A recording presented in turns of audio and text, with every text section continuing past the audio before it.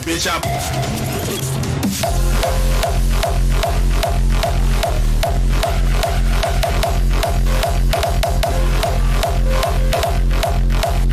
what the fuck you mean, bitch? What?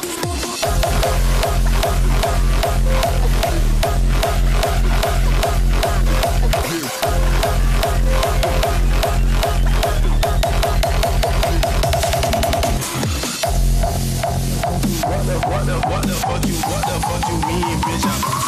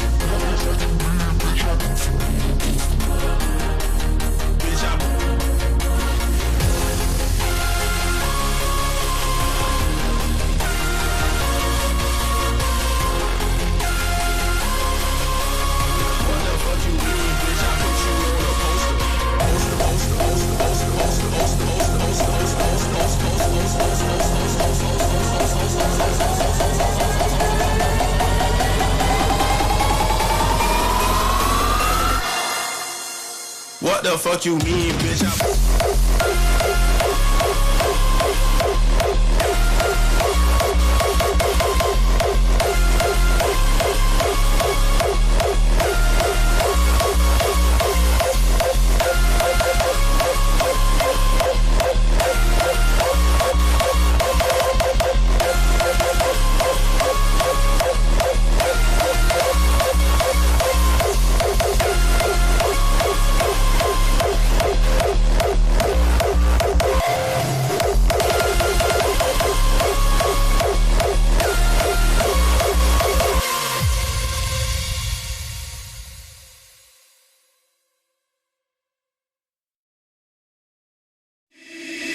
Fica com a perereca.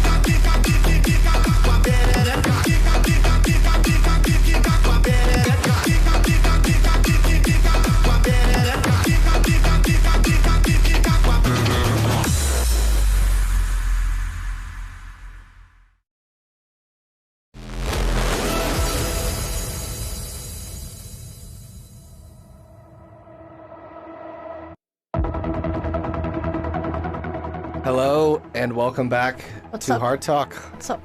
What's up? What's up? It's our season finale. We're here doing something pretty special today, taking a look back at the last 10 years of hardstyle music with some track choices that maybe they're not tracks that were our favorite from the year, but we're going to be looking at tracks that we thought were absolutely crucial for shaping the sound that we've heard up until this point. And yeah, it's going to be real fun. But some of our favorites could have been that. It could have been, yeah. And that's okay. Some of these tracks, obviously, we like them. We're not going to choose anything we don't. But, yeah. Anyways, welcome to the show, everybody. How's everyone doing? Giving this just a minute to get up and running here.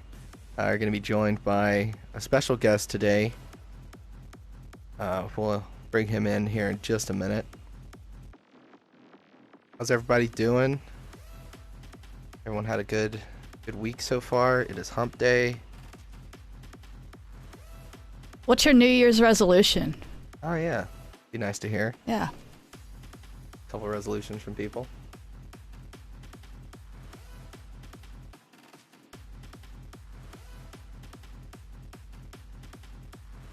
Or what do you want to change about yourself, but you probably aren't going to. Yeah. But you want to change it. New Year, same shit.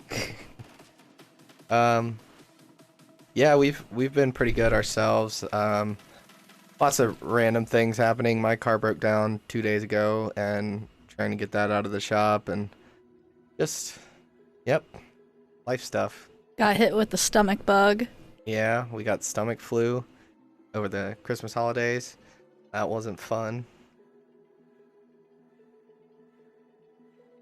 Carson says he's gonna go to the gym at least twice this year. At least twice. I mean, that's a good goal because that's very doable. Yes, it sure is. Well, guys, I'm going to bring the music down now. I want to bring in someone who's been a friend of mine for quite a long time, and someone who was also the manager for Christine for a while. Yes. Here is John Zollers coming to you live from his home in China. How are you doing, Johnny? Yo, guys. A little under the weather today, as you can see, but we're making it happen. Yeah, this is giving me flashbacks. No, I really wanted to go ahead with the show because I'm going to be going away in a few days here to Australia over my Sweet Chinese New Year holiday. So yeah, and obviously Australia is be all over the news. Right. No, it's really sad what's going on there right now. Seriously, big ups to all the firemen, firewomen, Absolutely doing what they can to mitigate the damage further. I grew up in California, so I'm very aware of the devastating effects of these fires. We got school canceled twice over it, like a week of just no school because of how bad the air quality was and everything. So wow. Yeah, really hope that they can get it under control sooner rather than later. It's probably going to be a thing that just takes a long time to burn out, but I did hear that it rained recently in the first time in months. Oh, that's good news. Of Australia, so maybe we'll get some good omens there soon. I believe so. Quick PSA for everyone out there. I mean, most people have known this by now, but just make sure you're donating to the correct entities, people that are, if you're going to donate and be charitable that way, and it's awesome. So, but just make sure you're giving it to the right people that are going to get it to the right place. I mean, that's really the most important thing. So, best wishes to all of our friends out there in Australia. I know we had several people from there even tune into the show before, so they're our family too. Especially through this hard dance music. It's unfortunate, but we wish them the best. So, absolutely. Yeah. But anyways, tell us a little bit about why you are in China. Just to eat all the Chinese food. That's the only reason why. Oh yeah. Hot pot is damn good out here, I gotta say. Oh, I bet. Yeah, man. hot pot. Oof. Actually, I have not. But I have not have yeah, the hot pot. No.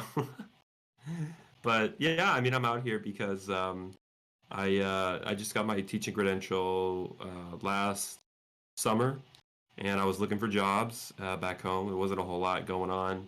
Had kind of a chance encounter from a family friend with this guy who happens to run a bunch of schools in China, Canadian guy actually, and I sent him my stuff. He was interested. He said, "Let's like meet up at this country club and talk it out and whatever." And I was pretty much hired right then. So it was really cool, and Congrats, man. and it's worked out really well. With China, the biggest pro in particular for me is the low cost of living.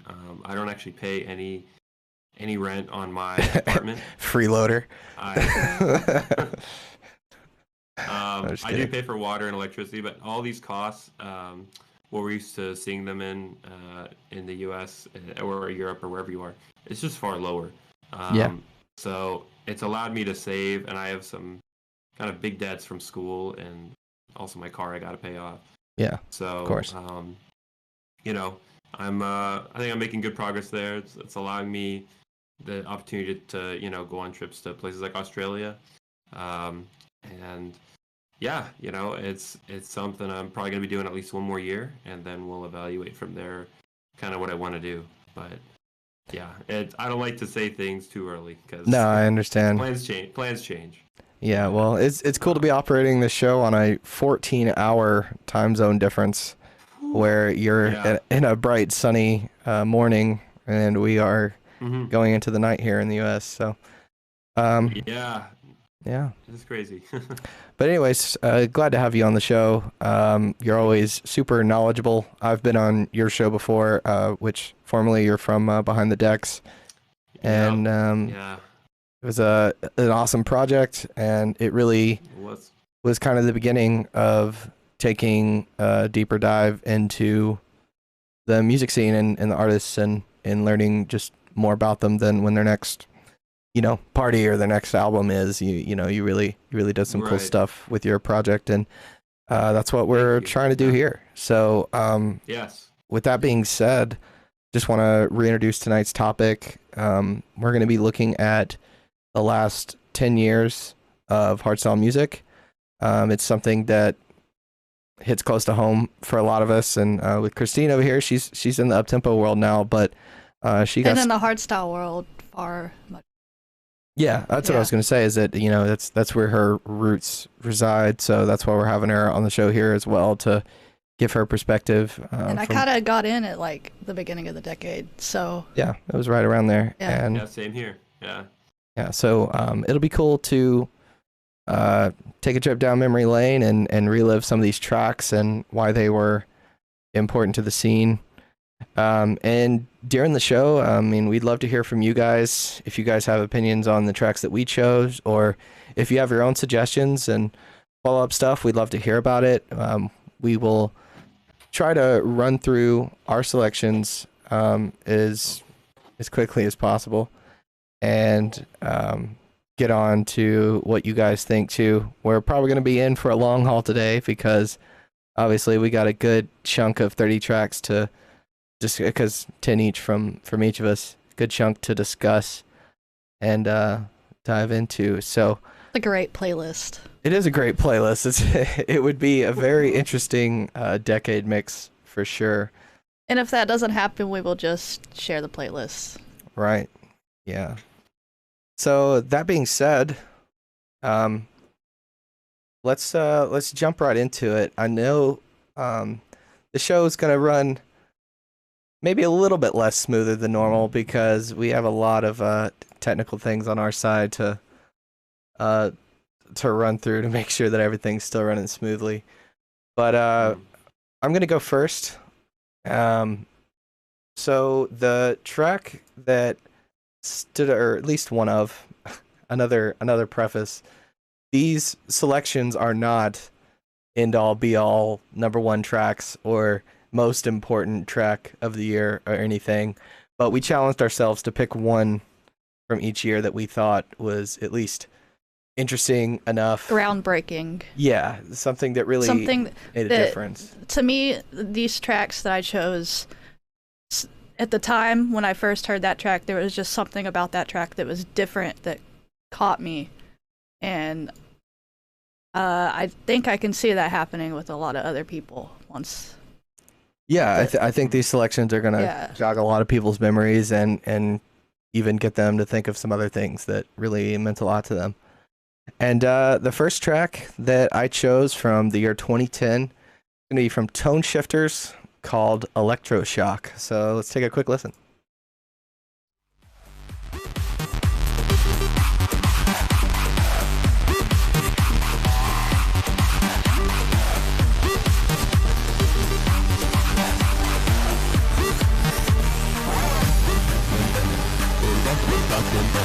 Electroshock your mind. Electroshock your mind.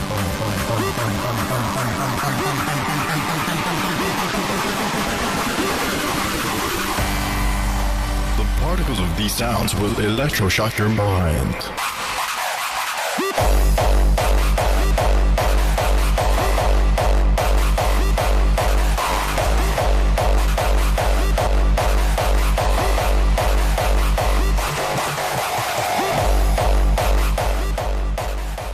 Yes, that was the main section from Electroshock by Tone Shifters. I do want to try to avoid any copyright issues during the show, so we're not going to be playing full tracks. We're not going to be listening to every single part or anything, but just wanted to give you guys a little reminder on each track. But anyways, yeah. So Electroshock. The year 2010 was really interesting. It was shortly after the EDM bubble of everything really blowing up. And for me personally, Electroshock was one of those tracks that you could throw in a hardstyle set if you were the only hardstyle booking for a certain party or something like that.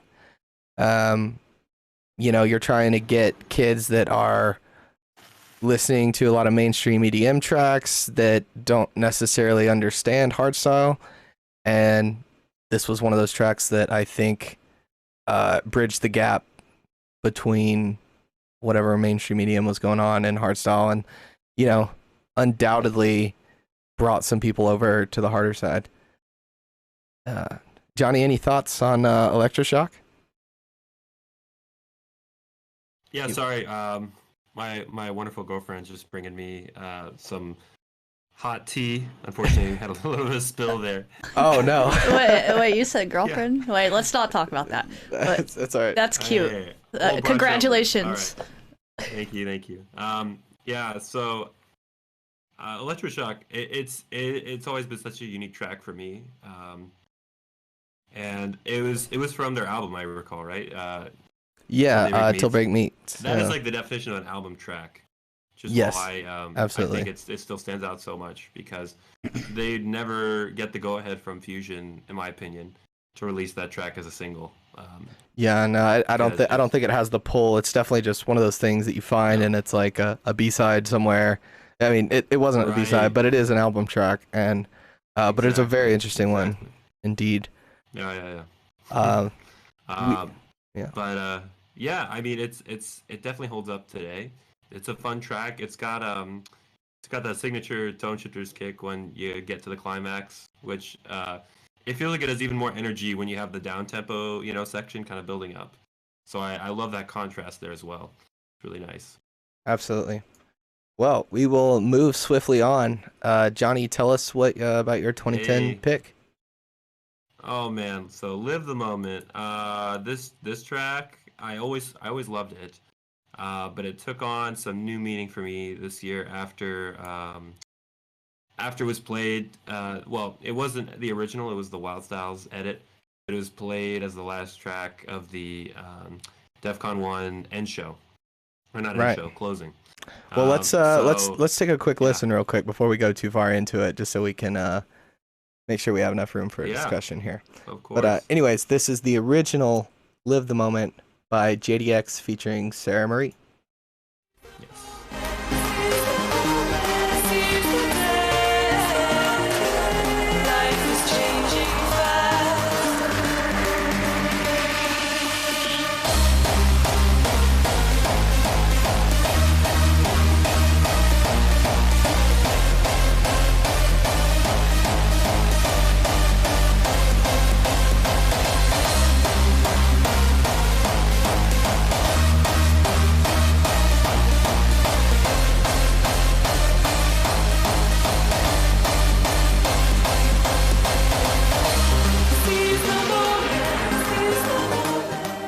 Man, what an incredible track. It's all so good all the time. Every single time. All the feels. One of those tracks that just cannot get old, no matter how many times you hear it. Carson mentioned something, newfound memories for DEF CON with this track. Yeah. Definitely. Yes. And Johnny can definitely relate. I agree. Oh yeah. That intro was something cool. It special. was a cool moment. It was a cool moment because I was hanging out with a couple friends, near the back of Red, and then when I heard this track coming on, I just couldn't believe it because it seemed so unexpected. Like a track from 9 years earlier, getting any sort of remix, any sort of edit or remix or whatever. It was such a surprise, but a really great one, of course. And yeah, I mean the original, of course. I think the first time it was ever played actually was in 2009 at Climax from Noise Controllers. The famous video set from the Q-Dance DVDs. Yeah, that was when you really like realized that hardstyle was about like the show and the lasers and just the plucky virus leads and things. You know, it's just it's such a particular culture, but it is so interesting. And this is one of those melodies that something that I think we'll find throughout this list are things that can only exist within hardstyle, you know? Yeah, absolutely. But it's just it's an all-time track. I mean, there's not much else for me to say about it.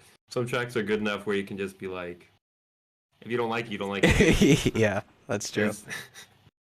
It's very solid. Yeah. We'll move on here, keeping it going. Babe, you want to tell us about 2010 for you?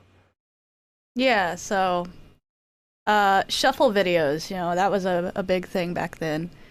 And I noticed this track was on a couple of them that I had watched repeatedly. Noise Controllers, Faster and Further. Well, let's take a listen. Yeah. We have to jump.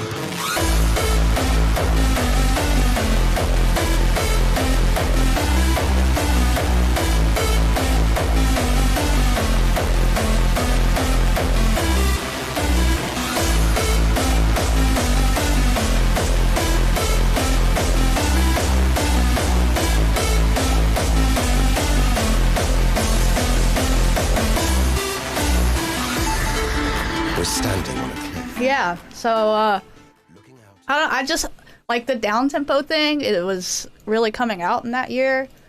I didn't really look up as much info as they did on things, so I apologize. A lot of these things are just feelings, anyways. Yeah, you know? like I don't know. This one just really stuck out to me when I was first finding hardstyle, and because you know all the other hardstyle didn't have this slowed down pattern in it. It was straight over. I think it's similar to like the electroshock thing where tracks were having slow down parts to try to draw in those EDM kids so that they felt like they could dance to it too. I mean, I came from Skrillex, but I was dubstep before Skrillex, so I have to give myself some credit there. Yeah, that's fair. But yeah, I guess that is one of the things that helped grab that. Yeah, absolutely. Very cool track. And again, Noise Controllers makes an appearance at least twice in this show. It's kind of hard to avoid. We did want to do our best not to repeat any artists, but it's just undeniable that Noise Controllers is one of those people that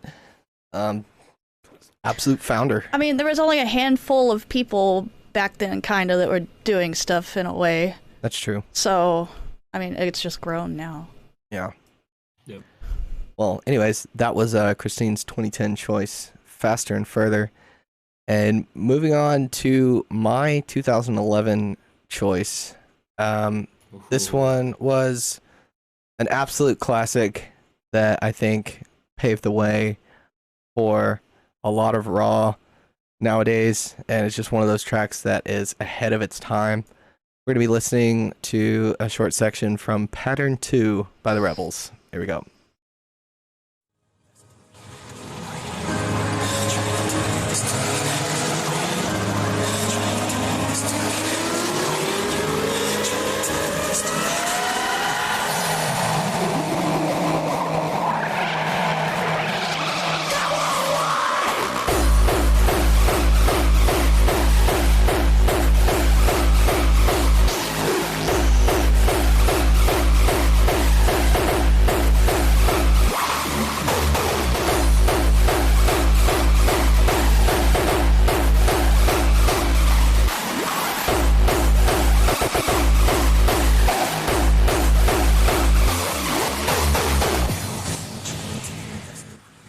That one, once again, was Pattern 2 by the Rebels. It's a track that I can't believe I am talking about this early on in the list.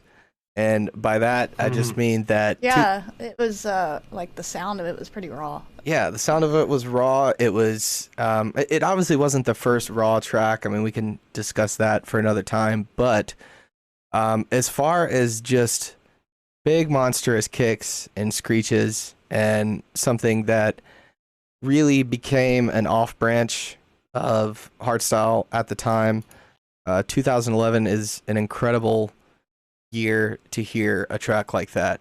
If you had heard that live for the first time at that event, I know for sure you would have been like, this is garbage. because or you would have loved it. I don't know, some people like garbage. Be those guys that are like, yeah, you would you would be in the reaction videos of people putting their hands on their head and just not knowing what's going on. Yeah, I think it's absolutely just a turning point for when that genre started to break off.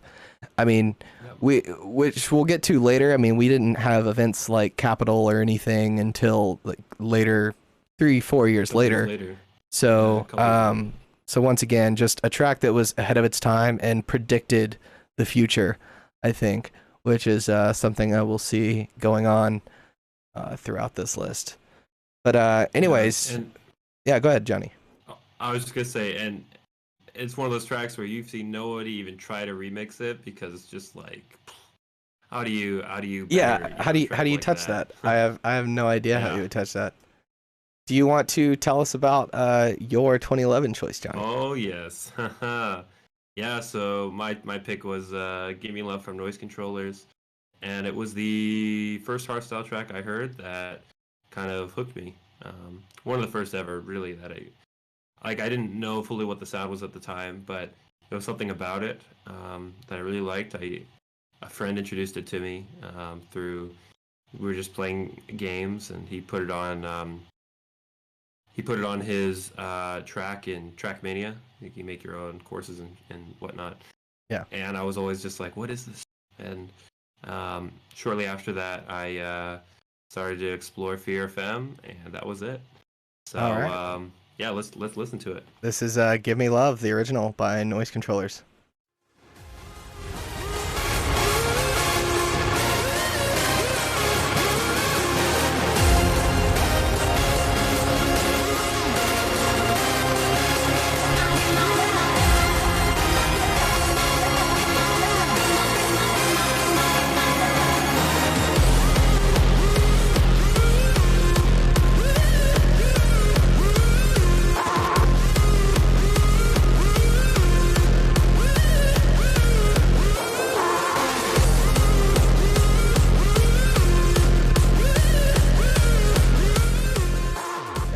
Absolute classic, something that definitely was super important to the scene. Johnny, I want you to tell us about why you chose Give Me Love, and while you do that, I'm going to be adjusting some Discord settings. So take it away.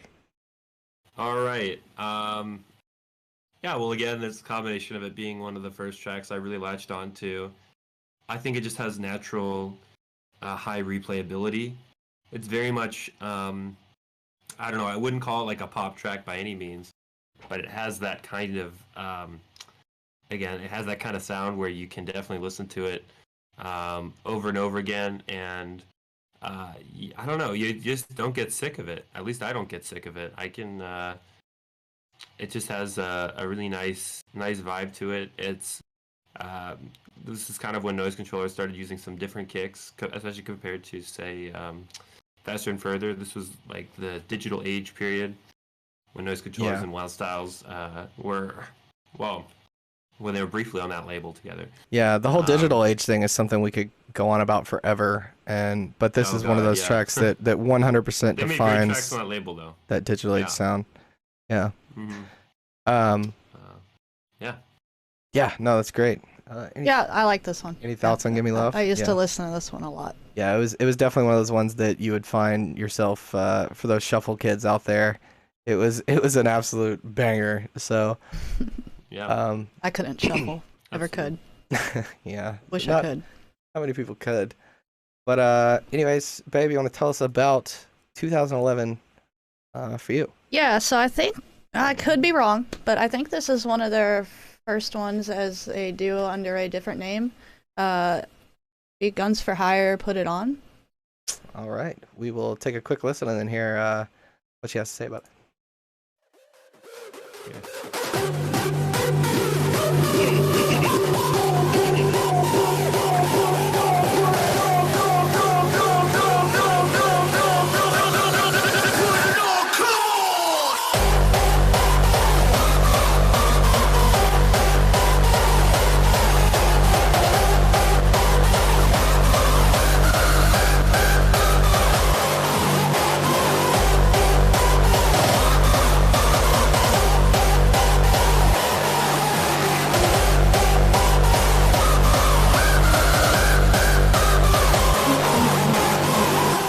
An absolute classic. Put It On by Guns for Hire. Yeah, so this one stuck out to me because I felt like this was kind of like changing the game in a way from not everything being super euphoric all the time. And I think this is when Randy and Adaro got together and like did a track under this name for the first time, as I was saying. But like I said, could be wrong. Please correct me if I am. Yeah, this one, just the screeches, and at the time, the style of the kick, it felt different to me. And, you know, Guns for Hire really blew up for a while. Yeah, they were one of the first to say, like, I mean, and Randy is still doing this to this day, was one of the first people to take it and say, like, we're going to give this Raw act a total theme throughout the branding and the act, and you know, the CO2 cannons and the gangster theme. It's all really well thought out. And at the time, again, 2011, you have to go way back and see that at the time there were not a lot of people doing that, because you know, the tracks were still more, I don't know, I'm not saying you can't dance to it, but I'm saying the tracks were maybe a bit more dance floor friendly. Whereas this started to take on that huge cinematic raw thing that we see a lot of today. Yeah, it was a super important track for the scene at the time, and definitely a good choice for 2011. Yeah. Something I'll add real quick is that track, or in general, Guns for Hire. So they first kind of came to life in 2011. It was with that track, and I think Gangsters Don't Dance actually were the first two. Yeah, and, yeah. It was, yeah, that was their official first track, but yeah. But I still remember their Climax 2011 set is mental, and there are still, I think, one or two DJ tools that haven't been released to this day from that set. So it's they were absolutely top of the scene back then. I saw them when they first came to the U.S., I believe, with Hardstyle Arena. Yeah. Yeah. Hardstyle Arena. Oh, okay. Yeah. Yeah, that was 2014, I believe. 2014 or 15. Well, yeah. So there's a question from Carson here. If you just scroll up a little bit, you might be able to see it. If you could answer that question and then read David's question for me. I do apologize. I have to adjust some Discord settings. So Johnny's screen might bug out for just a second, but can I be completely honest? I feel like you can explain down tempo better than I could. It's just not up tempo. It's like down. Like, what do you want me to say? Yeah. Well, okay. We'll let Johnny answer this question while I'm editing this setting here. I do apologize about the visual. Wait, can you read it to me? Thing. Oh yeah, sorry. So David Sankey asks, do you think that Widowmaker by Zani is a classic? I mean, I really enjoyed the track. Yeah, but this is just one guy's opinion here. But I'd really enjoy that track. Yes. So if I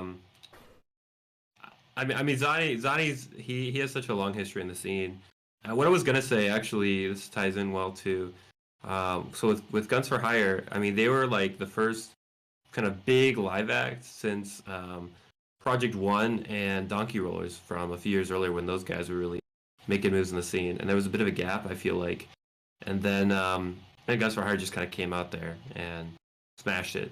So now I think there's a bit of like live act fatigue because there are so many artists who are doing live acts, or they're saying this year only I'm doing a live act, like and they're cool concepts and everything. But yeah, that happened with like Freaks at Night and the Mean Machine and stuff like that. Yeah. Right. But Three the hard way. Three the hard way. Yeah, Three the Hard Way. You know, the list goes on. I had a lot of faith in them, but hey Carson. Oh, I apologize. I thought you were done. No, it's okay. Oh, Carson, down tempo is jazz, pop music, funk, and soul music. Yeah, I think down tempo within hardstyle just means any of those tracks that went from 150 and then like dropped into a 128 BPM drop. Just anything that just had the slow bong bong bong thing. Steam Train by is one of the best examples of like how to do it right, I think. I don't think it's always done well. It's not always fun because the reason we listen to this music is because it's faster in the first place. So it definitely takes something special in order to make that slower vibe actually sound good. But I think if you look up Steam Train, is it TNT? I think or is it just Toon Boy? I actually forgot. It's been 20. I don't remember. Technoboy, that was a Technoboy Activator. Oh, that's right. Technoboy Activator. And I think that was a 2013, if I'm not mistaken. Huge track though that year. Yeah. Huge track that year. I love that track. Sounds amazing. Loved it. But yeah, if you guys have any more questions, please feel free to send them in. We will take a break every, 2, 3, 4 tracks and try to answer any questions you guys have. We listen to this music because it's faster and further, Carson adds. Indeed it is. My choice for 2012 is kind of an interesting one. It is Mistress by Solucio and the Eyes. It is wacky and weird. So just like me, yay. So here's a short section from that one. Mistress by Solucio and the Eyes.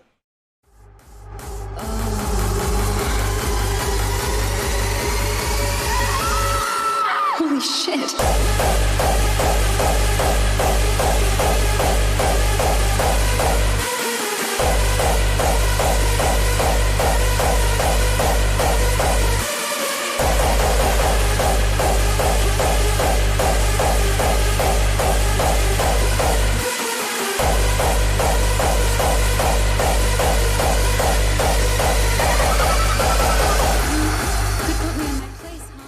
Yes. Good memories with that one.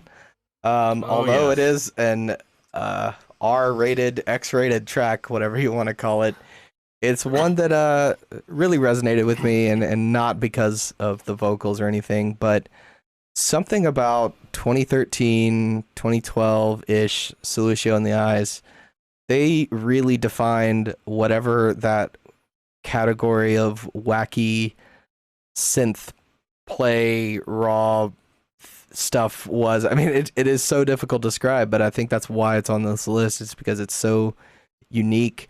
The melodies are just supported with ridiculously huge super saws, and they're just tracks that if you hear them in the club or if you hear them in a giant arena or anything, the vibe is just going to be completely taken over. So that's why Mistress is on my list here.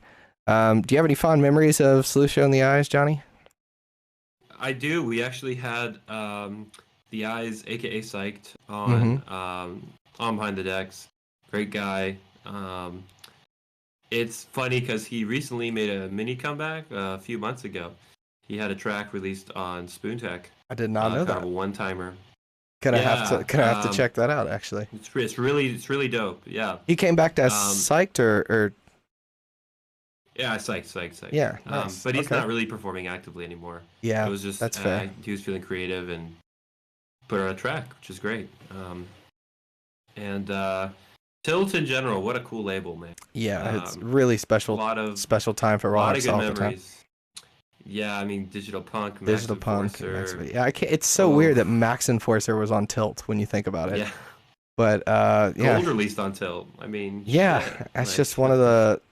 It's just an anomaly at the time. Mm-hmm. But anyways, great label though. yeah, we'll move swiftly. We'll move swifty. Oh yeah. Tell us about your 2012 choice.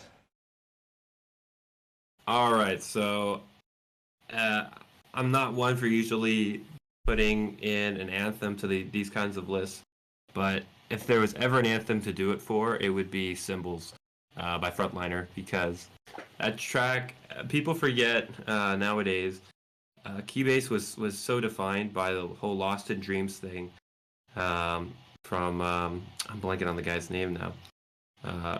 But you know who I'm talking about. Like that melody. Yeah. And the Frontliner came in, and he didn't do like another remix or anything like that. He just did something totally new, and the strings every time it just gets me as soon as you hit that break, and it's just that's as perfect as Barry gets for me, man. It's a great track. Yeah. Well, let's take a quick listen. Let's listen. Of the Cubase 2012 anthem Symbols by Frontliner.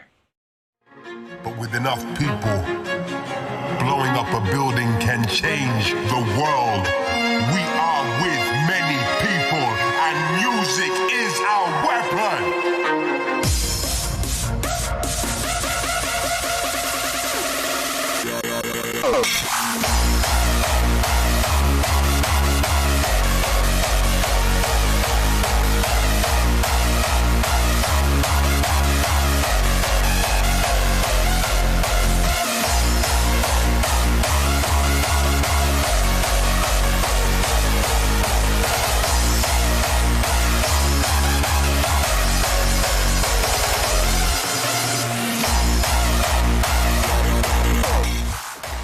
An absolute classic from Frontliner. Love that one. Mm-hmm.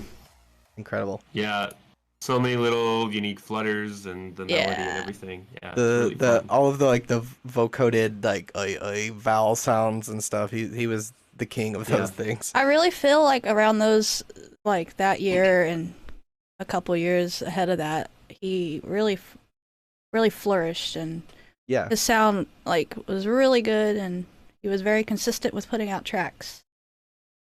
Great. It absolutely was. It was a year he's always been producing like a madman, but that was one of the years that he was definitely on a peak. The summer of Frontliner and all that. Yeah. All that stuff. What was that? Oh, I love that album. A couple years later, yeah. It's fun stuff.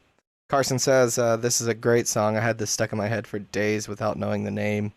Finally found it and had it on repeat for a long time. Isn't that a great feeling? Yeah. David says, thanks for the track really ID 8 years later. We will answer another question here. Shane asked, what is your opinion of Russian hard bass? It's fun. I think it's fun. Yeah, it's donkey and it's fun. I like it. I mean, there's nothing They wrong actually with really it. like it out here in China. Do they really? That's It's awesome. pretty popular out here. Yes. Yeah. Man. That's pretty cool. I've heard my that's students interesting. playing it. Yeah. It's quite funny. Yeah, it's not something that necessarily gets much rotation in our scene, but I mean, hey, if you want to listen. Wait, to some don't Russian they have Russian hard bass at the GPF event? They have They the do. Russian Village Boys. Yeah, dude. I stand corrected. It's so awesome. I love it. Yeah. Yeah. All right. Well, Christine, it is your turn for 2012. Tell us the track that you chose. This one should have been a fucking climax anthem. Well, I think that says B front mysterious. Yeah, I was about to say that's all you need to know, and you could probably guess. Yeah. But here it is, a section from Mysterious by the legendary B Front.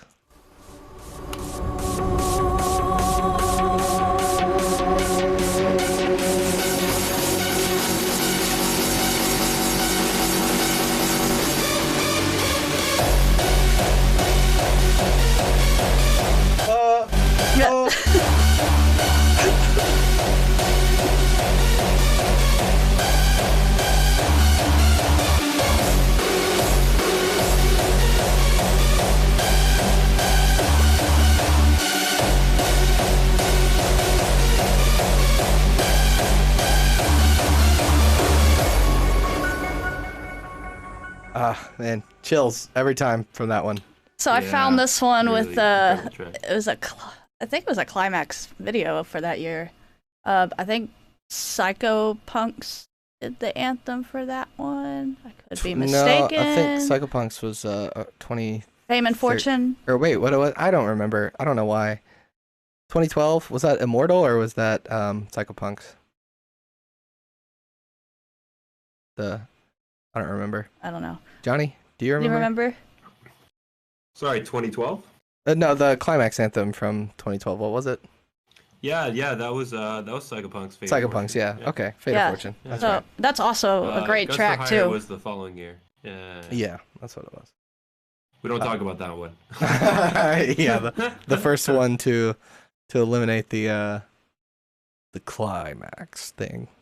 Right, I know. I mean, it would be one thing if it was just a Guns for Hire live track, but when it's an anthem, I mean, I'd feel the same way if like the Project One anthem at DEF CON a couple years back went like Project One instead of DEF CON 1. Like, it would just be weird, you know? It would be strange. Yeah. Yeah. This is the track that defined B-Front's sound. I mean, obviously he had tracks before it, but it's the one track that he still has to play in every single set, or everyone's not gonna have a good time. To be honest, it's like the only track that I like from B-Front. That's fair. Yeah, I tried to like get into them, but damn, this one is just, it got me. Yeah, It got me good. the vibe is untouchable. So, Yeah, we got to get B-Front stateside. Someone's got to do it. eventually, Mr. Bobbett. I'm almost certain that it will happen. Bob Van der Palen. Yeah. Bob Gotta get Van, it. yeah. Bobby. Bobby. Yeah, Bobby makes a second appearance on the show. Bobby. Oh man. Shout out to Sim, who is Daddy Bobby. All right, we will move on to year 2013, a year that Q-Dance made their first solo event in the U.S. A year that a lot of us were super strong into the scene. I mean, obviously we all got into it at different times, but I think we can agree that 2013 was the year that at least us in the U.S. were looking at hardstyle and saying, this could happen here. Yeah. Yeah. So my choice from 2013, you know it, it's Break Down Low by Crypsis. Here it is.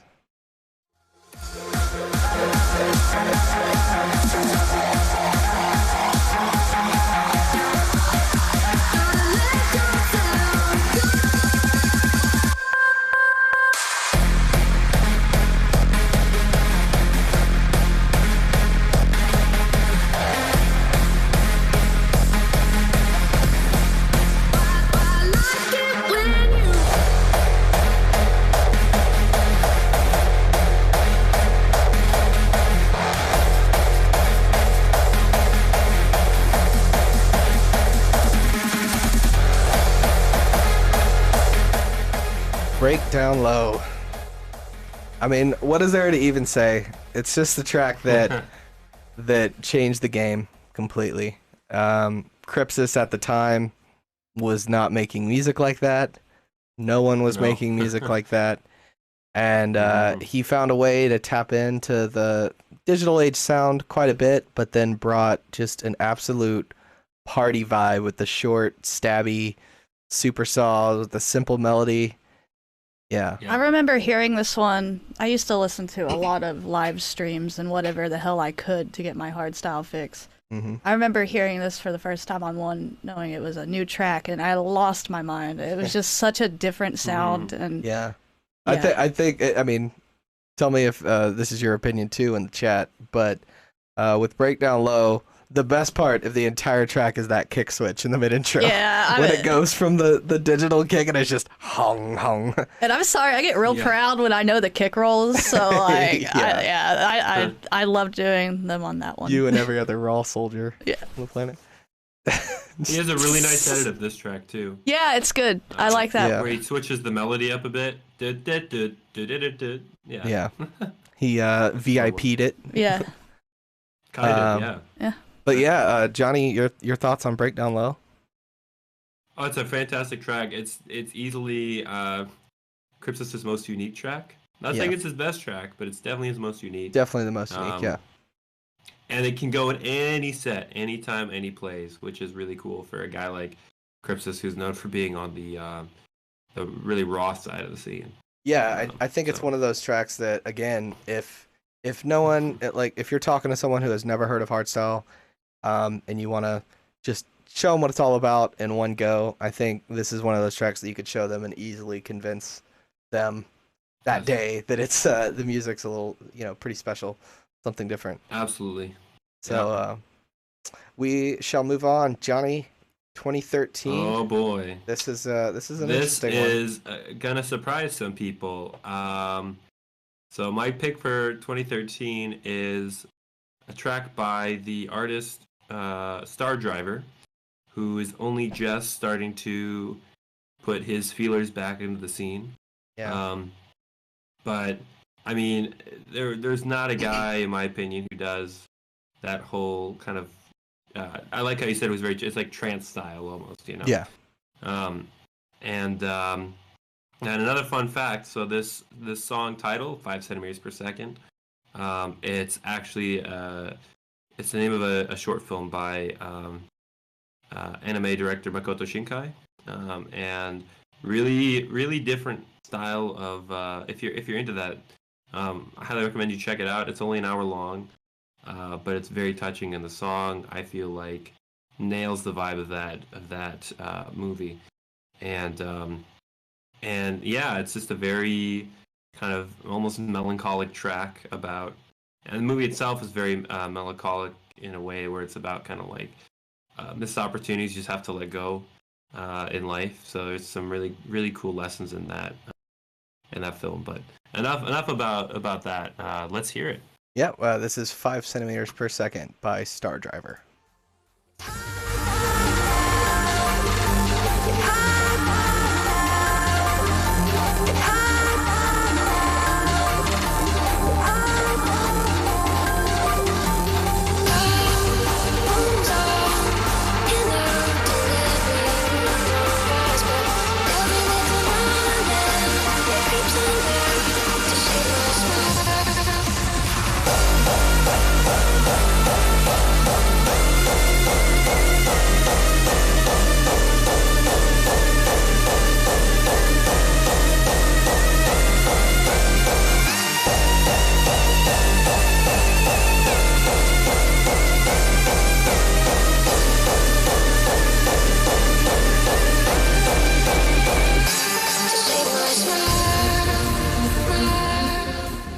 You gotta love the Yamato bendy lead thing. Yeah, I say that because it's pretty well known that nice screamy lead layer is a preset called Yamato that a lot of people have used, but it doesn't take anything away from the track. It's spectacular. It's got just that absolute vibe that from that style. I mean, it's yes, it does pull a lot from trance. I mean, it's basically just a trance track with a hardstyle kick over it, but it was something that meant a lot to a lot of people. So absolutely, and I don't know. I wanted to throw someone, at least one person, into this list who is very much kind of forgotten about now, because he had quite the contribution to the scene. His brother had the major contribution to the scene as Codex. Yeah, I didn't know they were brothers. Oh yeah, they're twin brothers. Yeah. Oh well, there you go. So there you go. Fun fact. Cool. Yeah. So that's why they kind of started that record label that this track released on, and others, Destructive Records. And fortunately, at the end of 2013, it just kind of faded out. But something else I love about this track that I'll mention real quick is, at the time, it was rare to hear something that was so euphoric, but yet like at the time, this was like a pretty fucking hard kick. Like, you can compare it to Breakdown Low, and it's like pretty. Right. The pretty kicks meaty. were banging. I remember similarly from Wasted Penguins, maybe a couple of years before this, like 2011, 2012. I still think that like Melancholia even has like a hard kick for the time. especially. And I mean, nowadays yeah. you can still see the influence of that because, yes, that whole like Sub-Zero project kind of kick made its way into euphoric music nowadays with Devin Wild and Atmospheres and all the mainstream euphoric guys are using this style kick because it just makes euphoric music even more powerful when you have a powerful kick to go with it. Right. So of course, I think this kind of track is one of those ones that again predicted the future. And it made a big difference. Moving on, 2013 for you, Vanessa. Yeah, this one, y'all know it. You all know it. Fit It or Fuck Off by Brennan Hart. That's the one. Let's take a quick listen and we'll talk about it.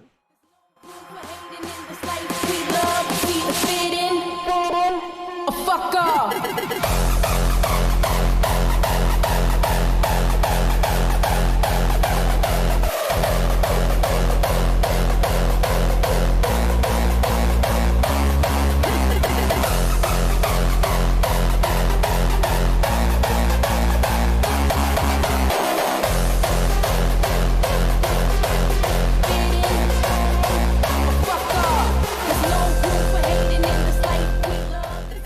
Yeah, so I feel like this one was kind of like a lifestyle of hardstyle fans for a while. They all kind That's a good way to put it. lived in this mentality. A lifestyle track. Yeah, just like lifestyle clothing. Lifestyle anthem. Yeah. Yeah, it was a lifestyle track for sure. And I apologize, but I need to BRB really quick. Sure. Yeah. I'll take over. Yeah, you talk about it. Yeah. FIFO, as it's known. And if you're incorrect, you'll call it FIFO. But listen, FIFO, the I makes a high noise or a capitalized noise. You know what the fuck is that noise called? And the O, FIFO. Have you never heard that term in like stores where they're FIFO is first in, first out. Yeah, which would not have been as good of a track, but I really care about food safety. I do not appreciate boyfriend being a little butthole. So no, I'm kidding. You don't know how to announce it. Actually. Anyways, FIFO. Brennan Hart had a strong year, 2013. He did. He definitely did. That track, Imaginary, Never Break Me, all three were just big tracks in the scene at the time. Yeah, I think he was kind of like the Randy of the time, just making bangers and only bangers. But it was definitely, like we said, it's a lifestyle track, and the lyrics fit in or fuck off. I mean, what else can you say? It's one of the tracks that were super divisive because it felt like an insult to people that weren't in the loop. Even I felt like a badass when I listened to it. At the time, I was like, yeah, fuck you guys. This music is like cool. Yeah, but I think the reason it was so divisive was because I think a lot of us see ourselves as people that don't fit in. And so it's like, well, you're telling us to fit in, but we don't. So we're supposed to fuck off. It's a bit hypocritical. But you're like, wait, I like this music. I don't want to fuck off. I must fit in. Yeah, but definitely an interesting track for the year, and one of the tracks that you started to realize that hardstyle is hitting the mainstream and starting to get a little bit of the pushback. At least on like a more, I'm not sure. It just like started to get pushback in the major media, or at least major media for our scene. So, it's a good choice, an interesting one, and 2013, what a year. That wraps up the 2013 choices for us. Hope you guys are doing well. Shane Angerfist was the shit back in the day. He's even better now. Yeah, he's still a total G. So you should keep listening to him. Showtech FTS. I mean, yeah. It's the only reason that track's not in our list is because it was not released in this decade. But Great track nonetheless. Yeah. Hot take. I don't think FTS is the best hardstyle track of all time. No, it absolutely isn't. I don't know. It's another lifestyle track. Yeah, it is a lifestyle track. I don't think you can choose a best hardstyle track ever. I don't think that exists. I don't know, man. I'd put Magic up there. Although, funny thing is, it's not on this list, and it released in 2010. Yeah, I mean, again, these were some tough choices that we had to make. These were tough choices. Yeah, but you're right. It is hard to choose for sure. Yeah, I just don't see like there's so many different styles and there's so many different feelings that you're trying to put out there. So you're trying a lot of evolutions, right? A lot of evolutions, and so it just comes down to which sound you like the best, personally. Yeah, and you're stuck trying to quantify this thing and say like, well, this particular feeling is the best one, and it just doesn't work out that way. So I want to do your intro for this track. Okay. Because I also wanted to choose this track. That's right, you did. So take it away. This one changed the game for Raw for forever. Absolutely forever. It did, and for good reason. Because Delete is in a ghetto. Yeah. Just kidding. He probably does not live in a ghetto. 2014 choice number 1. This is Ghetto by Delete.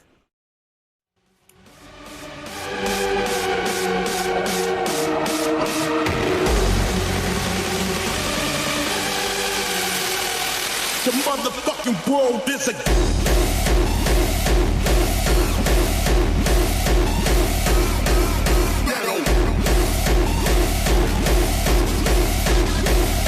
The motherfucking world is a ghetto.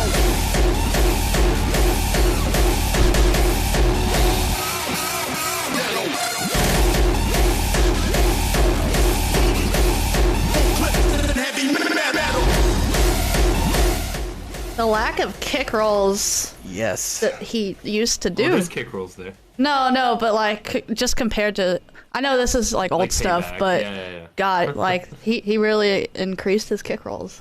He did, yeah. So back in the day, before there was everyone hating on Gearbox for being garbage, people used to hate on Delete's style kicks for being garbage.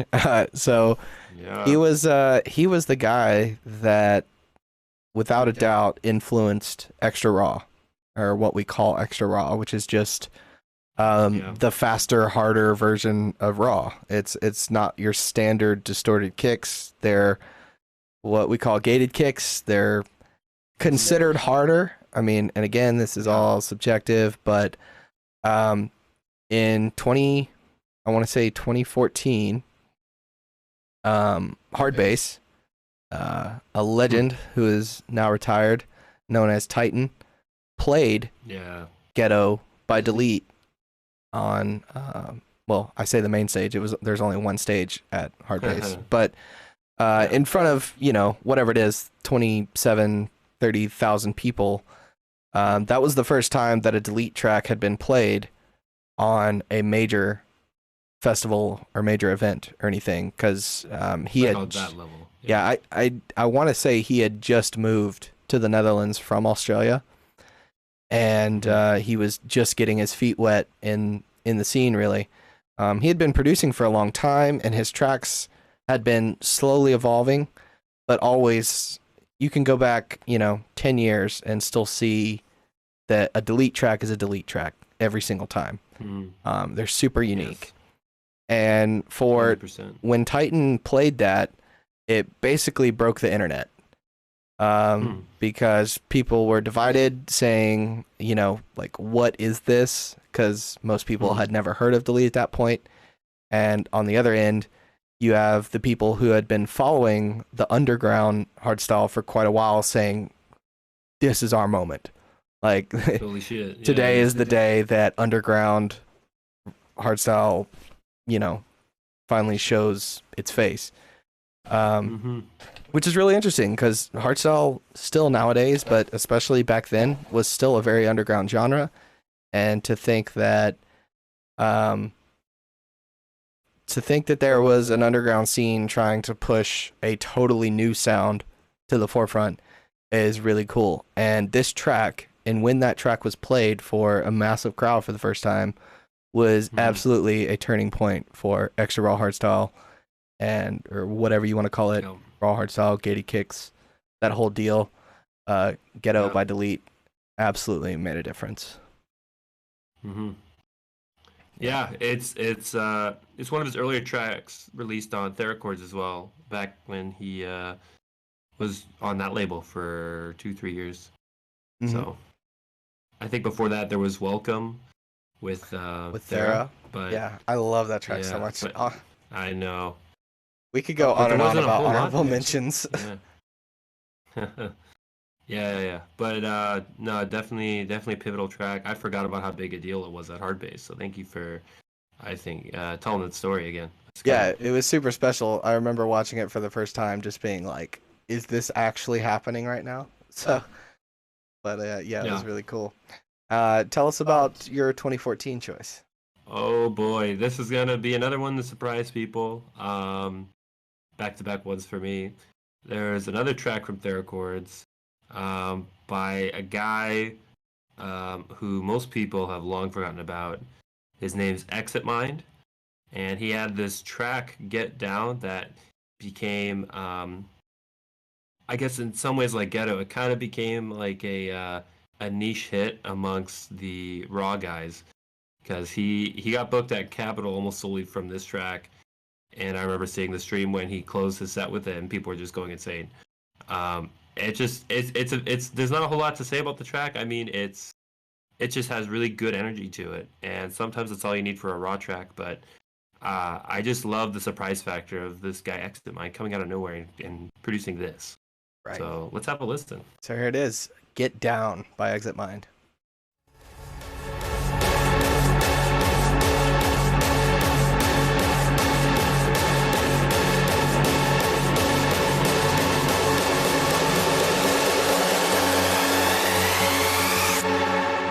Get down.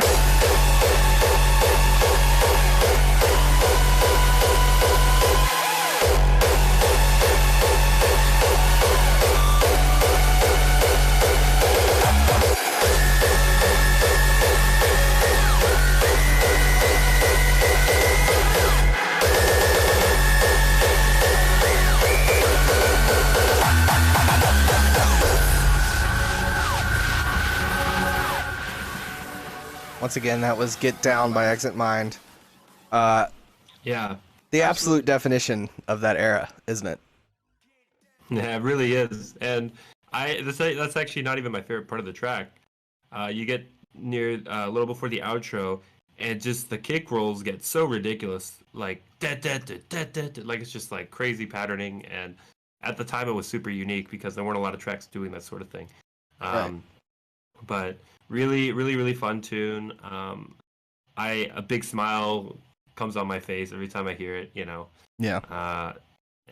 Yeah. It's just a very personally enjoyable track for me. I think seeing tracks like this was really inspirational at the time, because, I mean, to be fair, you could name several other tracks that have a similar vibe to this one, but I think that the whole reason it exists is because in 2014, the entire scene got to celebrate the sound of Raw Hardstyle with Capitol. Capitol being the... 2013 was actually the first year.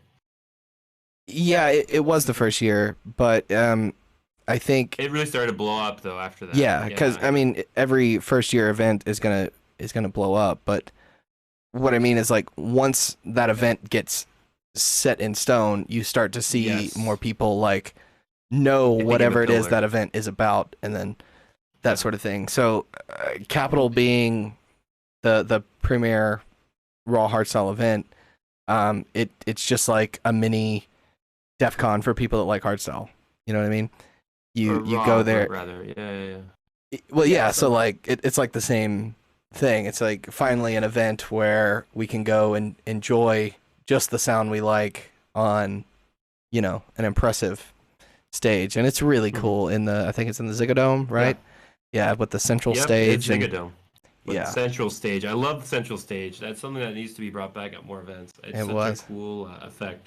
Because then everyone's close to the front. You don't have like, Yeah. you know, you go to the Gebra Dome. Like, I know you've been to Climax. I went to the last hard base. And fuck, if you're at the back, you're so far back. It is so far back, yeah. The stage looked amazing. And you can make the stage elements way bigger. But having it in the middle, it gives you this like interesting kind of intimacy with the artist playing, you know? Yeah, the spinning stage and So everything. I think that's great. It was really cool. Yeah, but for sure, 2014 Capitol was where it really kicked off. I mean, I remember in 2013, like Audio Freak opened the main stage, you know? Yeah, and you would never see him booked now. Interesting fact. Right. Yeah. But I know that really cracked me up at the time. But yeah, now it's just totally different story. And I don't see that event going anywhere anytime soon. Well, we will move on to another game-changing track. Christine, tell us about 2014. Well, you took the words right out of my mouth. Game-changing track. It is. Yeah, well, I don't know. When I first heard this one, just the kick was something else. It was just more than something I'd heard before. So, man, I suck at pronouncing this. Das Weitland? Das Weitland. Yeah? Das Weitland. Man, Alpha Twins and Jack of Sound. That's right. Let's do it.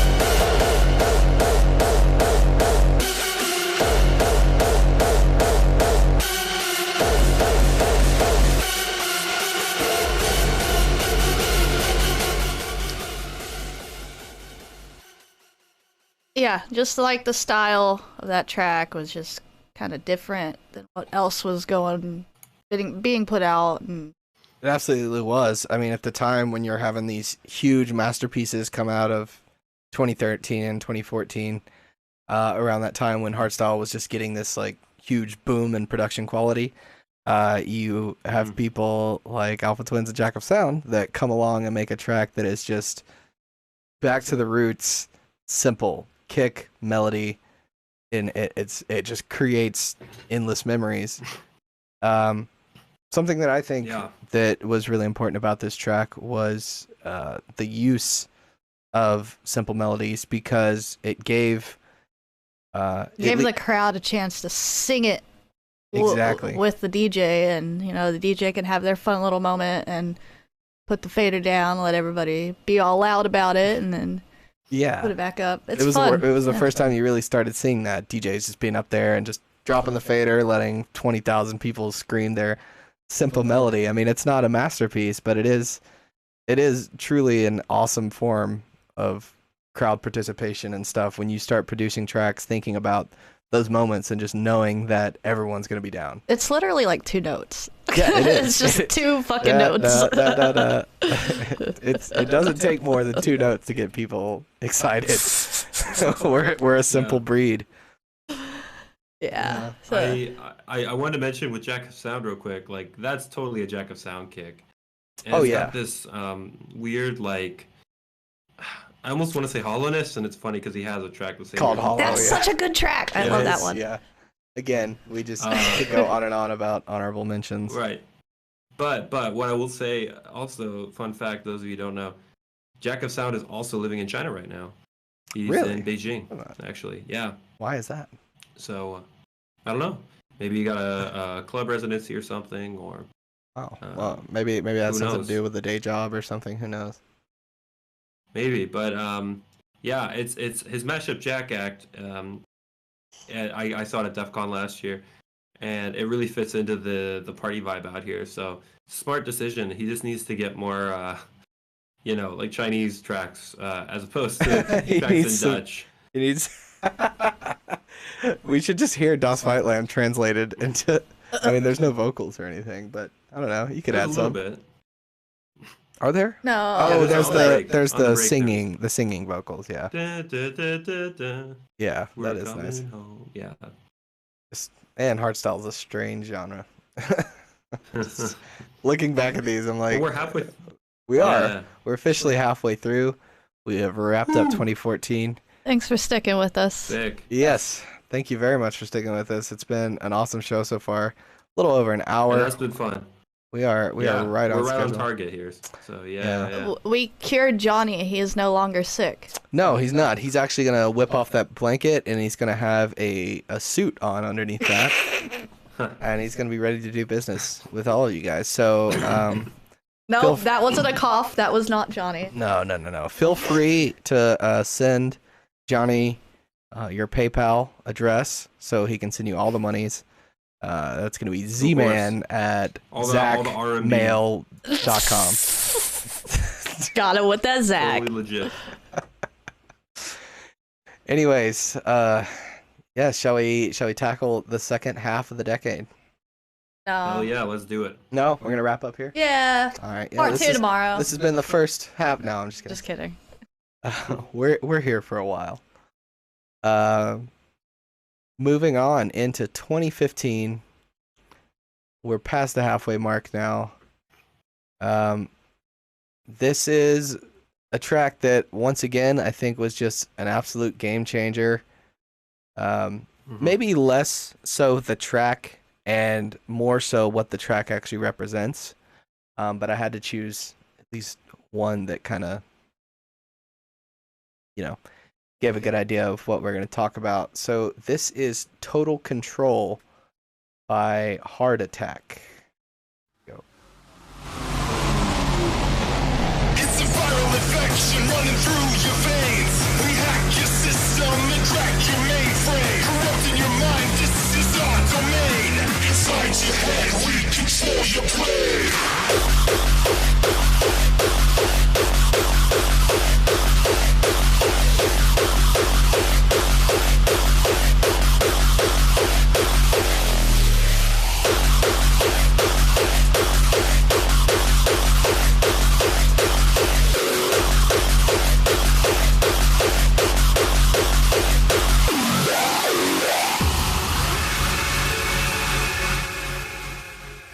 So again, we have the use of simple sounds, heavy kick drums, screeches, a nice vocal line.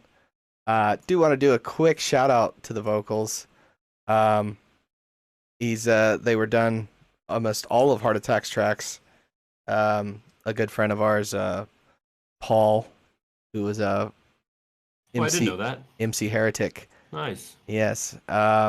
He was a big part of the scene, and I think Paul himself in particular deserves an honorable mention in this list because he was an MC Heretic, obviously, but he was one of the few guys who took on that role as a voice actor and less so an actual party MC.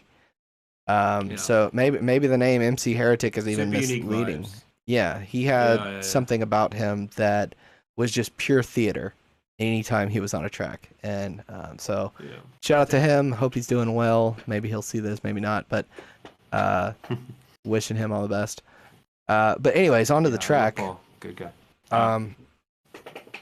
So Heart Attack came along at a time when raw hardstyle was, again, I mean, it's been arguably the most hyped subgenre of hardstyle over the last few years. I won't say the most popular because otherwise you'd see the raw DJs touring the world and not the mainstream ones. But I would say raw hardstyle has had a lot of hype, and at that time, Heart Attack came along and really pushed the tempo boundaries of hardstyle. People were still really into 150, still really into 155-ish range, and Heart Attack came along and said, we're going to do entire sets starting at 160 and go faster, and it's not going to be hardcore. It's still going to be raw hardstyle. So I think it was really cool to see that, even it's still pretty recent, only 5 years ago, 4 or 5 years ago, but the tempo boundaries started to get pushed, and the idea that tracks had to be masterpieces in order to be good on the dance floor was starting to fade out, and you started to see the use of just like, once again, back to the roots, screeches, kick drums, high energy, and people losing their mind. And I thought it was really cool to see at the time when they played. That was my first year to attend DEF CON, and they played on the blue stage at the time. And yeah, it was absolute scenes. So yeah. Any thoughts on Heart Attack, Johnny? I'll be honest, I'm not super familiar with Heart Attack, but it's a fun track. Yeah. I really like Total Control. It's cool. They got several others that are basically just copy and paste of that. That's why they were pretty hit or miss with me, because of that. Just copy paste. Their structure of tracks were, it got boring after a while. Right. Well, we will switch gears entirely to the other end of the spectrum for Johnny's 2015 choice. Tell us about it. Yeah. Well, I picked this one because in a year where both 2014 and 15 were not super huge with Euphoric overall, but there were a couple exceptions to that, and this next track, Frozen by Soundrush, absolutely one of those. Still my favorite track by those guys. And just has really good vibes, just really clean sound. And so let's hear it. Yeah, this is Frozen by Soundrush.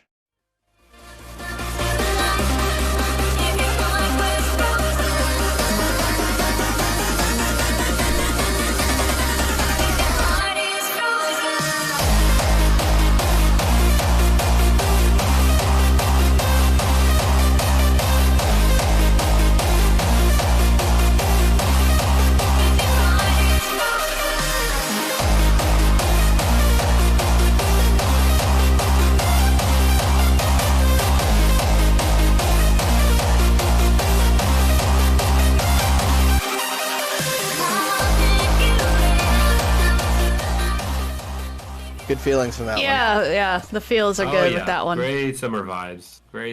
Yeah, summer vibes is definitely the way to describe it. So yeah, again, it's pretty amazing how these guys had a very long rise. They were making tracks as Sound Rushers from early 2000 or early 2010s. I want to say 2011. Was their name Sound Rushers back then? It was. Yeah, I didn't know same that. duo. It was. Yeah. I do remember that. Why did they change to Sound Rush? Because it just sounds better. They were like, it is a lot better. I mean, yeah, it is better, admittedly, but how could you have known that at the time? Whenever having a Z in your name was the coolest thing you could do. It's just, okay, I guess these are more guys that are just predicting the future in more ways than just music. And this track was released on Lose Control from Wild Styles, his label. So it was quite a big break for them, and they didn't get anywhere close to the level they've been at for the past year or two, for a while longer. But this was definitely kind of their first breakout track. And again, it's easy to understand why. It's just you guys universally said, "Oh yeah, it's good, got great vibes." Yeah, it's just a fun track. And again, for a year when there really, for me, wasn't a lot of Euphoric that grabbed my attention, this is definitely one of those tracks that did. So I was picked. If there, like you said, there is some honorable mentions from that year, or some exceptions to that rule of grabbing your attention in the Euphoric genre at the time, and I think Christine's 2015 pick is one of those exceptions. Tell us what you chose. Atmosphere's Release. Yes. The Bendy Saws or Leads or whatever. The Bendy Leads. They started here, I believe. Let's hear some Bendy Leads from 2015. This is released by Atmospheres. Light on the horizon, release my heart tonight.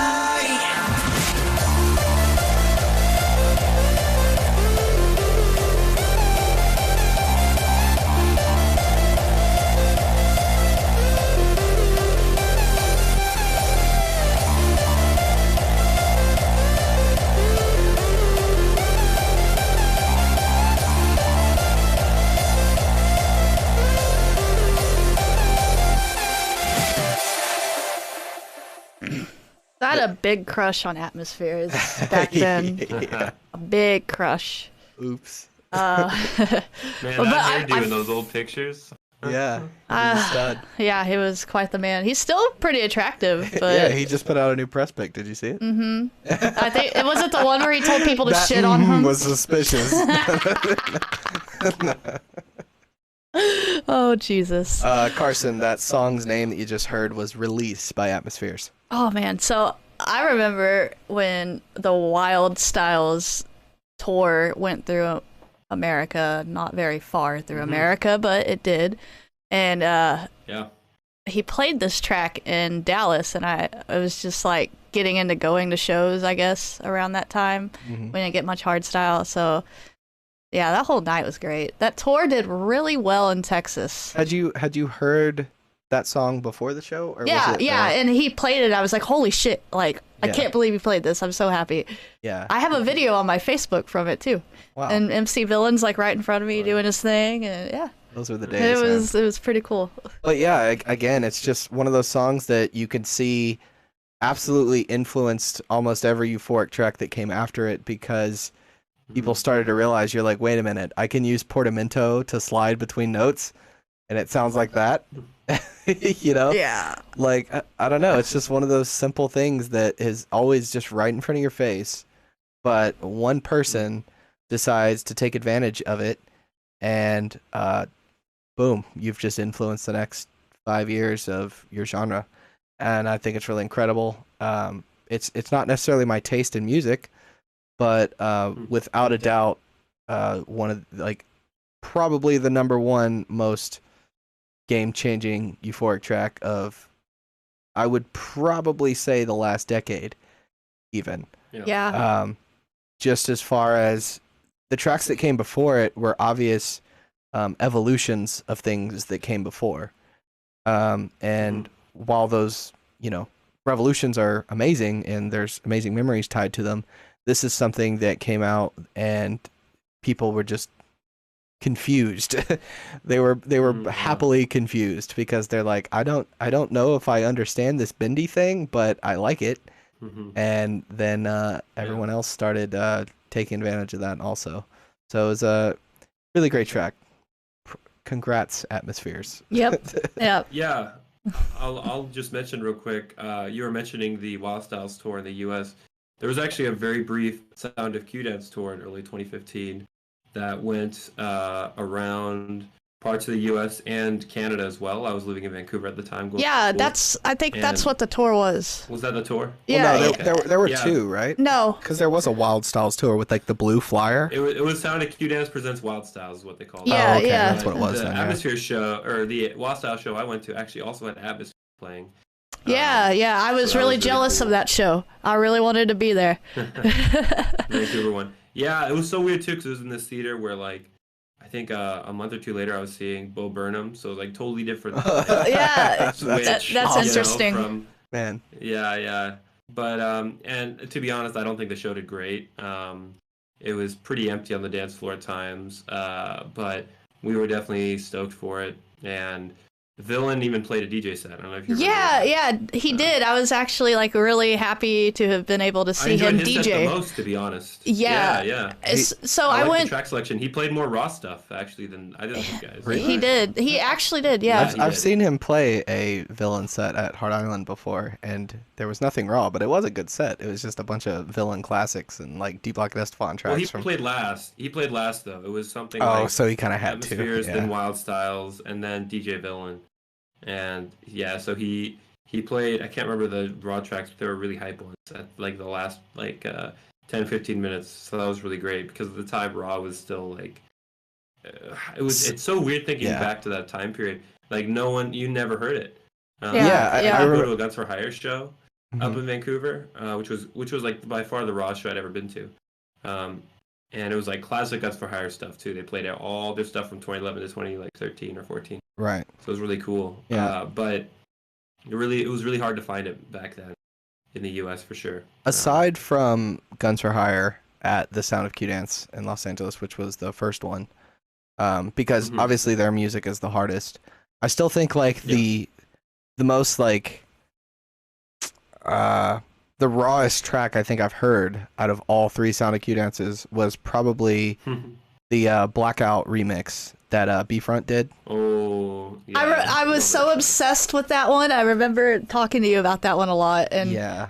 I think we were hanging out when they played that. We were actually up on the balcony, and I remember Paul was down in the crowd, and like me and Paul both were just beyond obsessed with B-Front at that time, and particularly that track, and we just like locked eyes from like 50 yards away and pointed at each other. Are you sure, Paul, not Philip? No, it was definitely Paul. Oh, okay. Like, I mean, Philip, yes, he loved B-Front too, okay. but me and Paul in particular were good buddies at the time, and yeah, that moment was super special to hear.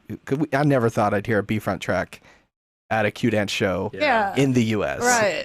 at that year. It was just back then. Yeah, it's just so many things that lined nobody. up to be like, this music has me forever, for sure. Right. So yeah, definitely really special. I know that was a few years before all of this stuff, but it was still really cool to see. Where were we? We were on. We are in after year release. 2016. Oh, Back to your show. We're already Yeah, we're going to moving into 2016. 2016. Wow. All right. Well, let me pull this up here. This next track is something that, just like Release, I think influenced every other track in the genre that came after it. This is gonna be "Fucking Up the System" by Disturb. Here we go. Stronger than you know you motherfuckers will remember. Born to be a rebel, but God is my witness. I'm fucking up the system, this is just a daily business.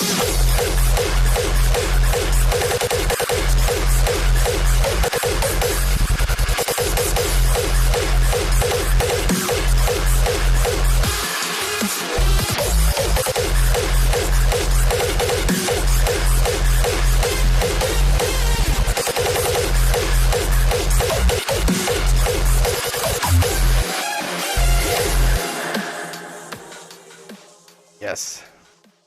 So, I had been following Disturb in particular for a few years before this track, and he's always had that same style, but I think it was really this year and mostly this track that blew up probably the most from him. And people in the raw scene started to realize that it was okay to start doing melodies again, for one thing, because Disturb is just the guy that knows how to combine the euphoric melodies with the harder, rougher sound. But more importantly, this track to me, I think, is the birth of like the kick roll movement. So, just every video that you've seen of, shirtless Dutch guys going super hard drumming to the kick rolls of each track. Kick rolls really started to become a thing here, where you just have different pattern after different pattern of kick drum, and always switching it up, and always making the kick roll even more memorable than a melody at the time. Like when I was choosing this track, I didn't remember the melody necessarily, but I remember the kick rolls, and it just became such a movement to where Now Uptempo is doing kick rolls that are melodies. yeah, we'll get to that. That's a whole other GPF thing. But yeah, once again, just super important movement that came out of this, and I think it was really cool to see something new come out of music that people didn't really understand yet. Just like with the bendy leads, it's like, yes, there's always been leads and there's been euphoric tracks, but here's a way to do it in a totally unique way. And same thing with the kick drums. I mean, kick drums are the number one focus of our music, and here's a guy who's taking them and just splattering them over the screen in seemingly random orders, but then really dedicated people found a way to memorize those orders, just like you would memorize a guitar solo or some crazy deathcore riff or something with a really awkward pattern or something. So I think it was really cool that this track came out when it did. Well said, man. I don't really have anything to add to that. No, I know I talk a lot. It's okay. But here's It's something good you when you're can the one talk talking about. this- Yeah. Yeah, you Oh, are hell yeah. still a little So- under the weather. 2016 Yeah, for I'm you. hanging in there. Oh yeah. So my 2016 pick is it's not the title track from this album, but it's definitely the most unique track. Best way I can describe it is synth style. I'm absolutely in love with this sound. And yeah, it's none other than Audio Freaks The Grid. Yes, here we go.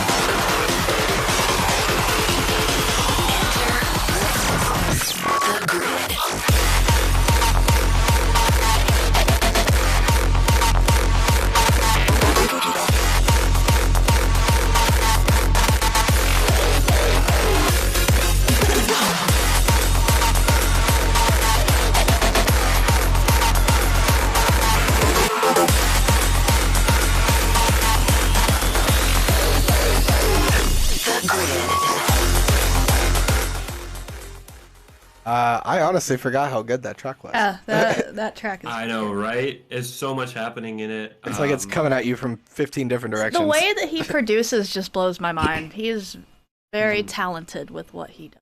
Mm-hmm. A true engineer. And he knows how to make tracks that are both experimental, but they go off live. Yeah. So, Edwin, the like, track for you just example- heard. Quick question. Edwin, Yeah. the track you just heard was "The Grid" by Audio Freak, released in 2016. Welcome to the stream, by the way. If you are just joining us, we are just over halfway through our decade list. Choosing between the three of us, we've each chosen a track that we think is super important or unique or something that kind of defined tracks that came after it and kind of changed the game there. So currently we're talking about The Grid by Audio Freak, and Johnny, tell us a little bit more. Yeah, sorry. So, again, the whole album is just so unique, but when this video came out, I was just like, all right, I'm going to buy I was definitely going to buy the album before, but now it's like the money left my hand, you know? Yeah. It was just like, I didn't need to hear anything else. That was it. And, yeah, and he ended up taking quite a break, but what a way to go out on that break by producing tracks like this on his album. And he has all sorts of genres too. It's not just hardstyle. Right. There's some D&B, some hardcore on this album. There's some breakbeat type stuff. He's always been But doing it's all just top quality. totally just producing all over the place. And so Yeah. I think the signs were always there that he was going to continue to make music outside of hardstyle. And it was always just going to be amazing tracks, no matter what. Exactly. Yeah. I love Sam. He's definitely a god in the scene. And Well, he's a priest in the scene, actually. Yes. fair. Got him. But We'll be right back. Anyhow, our guest is dying. So, no. yeah, no, we're good. No, but I mean, he's also gone on record and saying, you know, I will always prefer going to parts of the world where they don't get hardstyle. He goes out of his way to seek out those bookings to give people a great show, and I think that's really cool.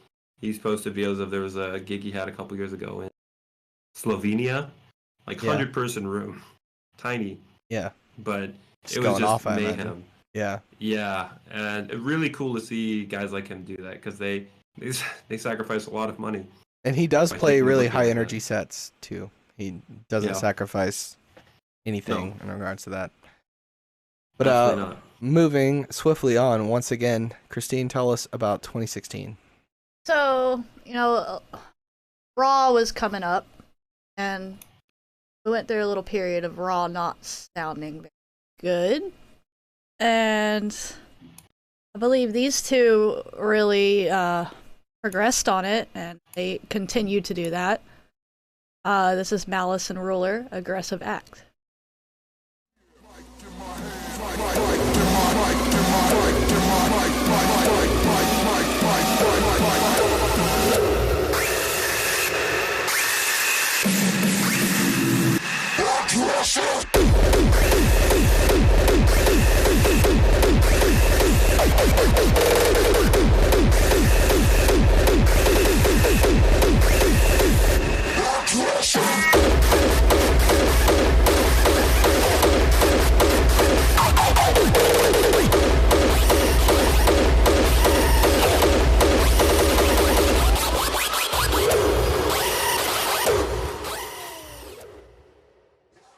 Yeah, both these guys, like, I guess kind of came out of nowhere. Not really.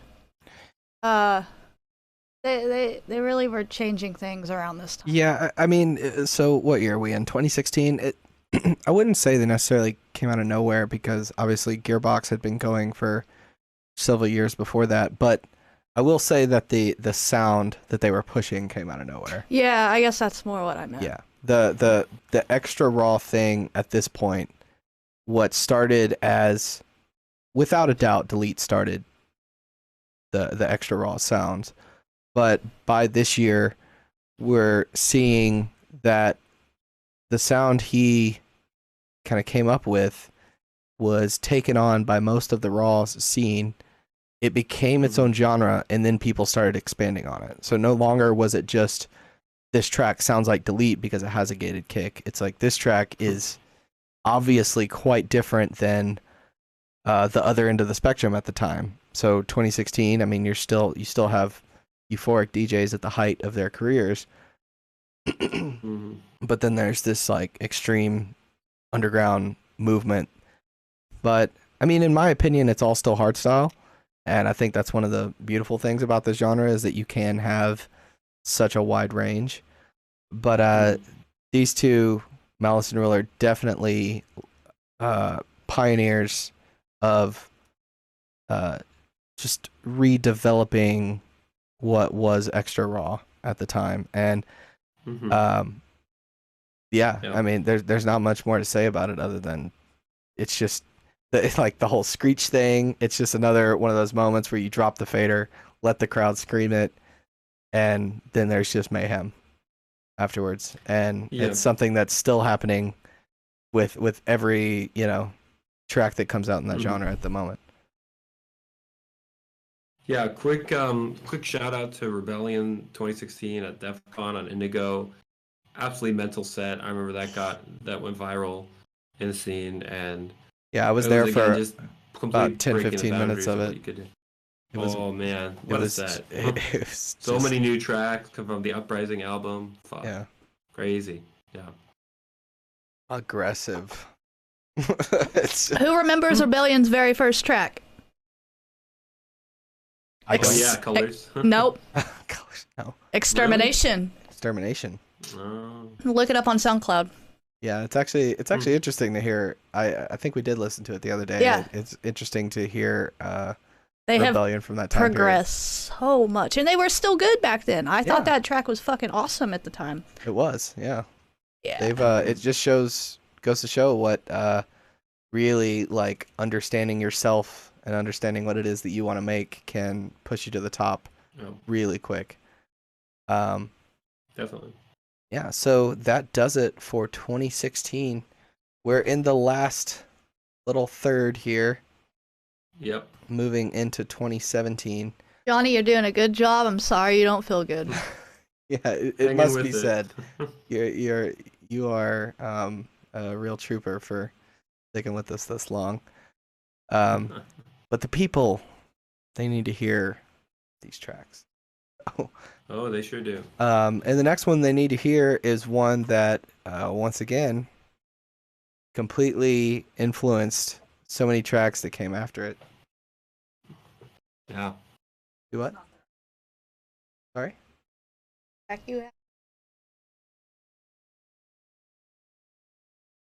Okay, I apologize.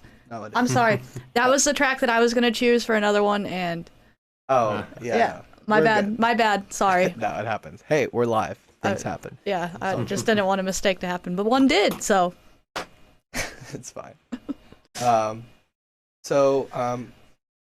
You guys are already going to know why this track is influential, but let's just go ahead and take a quick listen.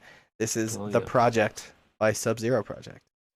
It's time we start the fight and start believing in the concept. The one thing that'll make us get ready for the project. The project.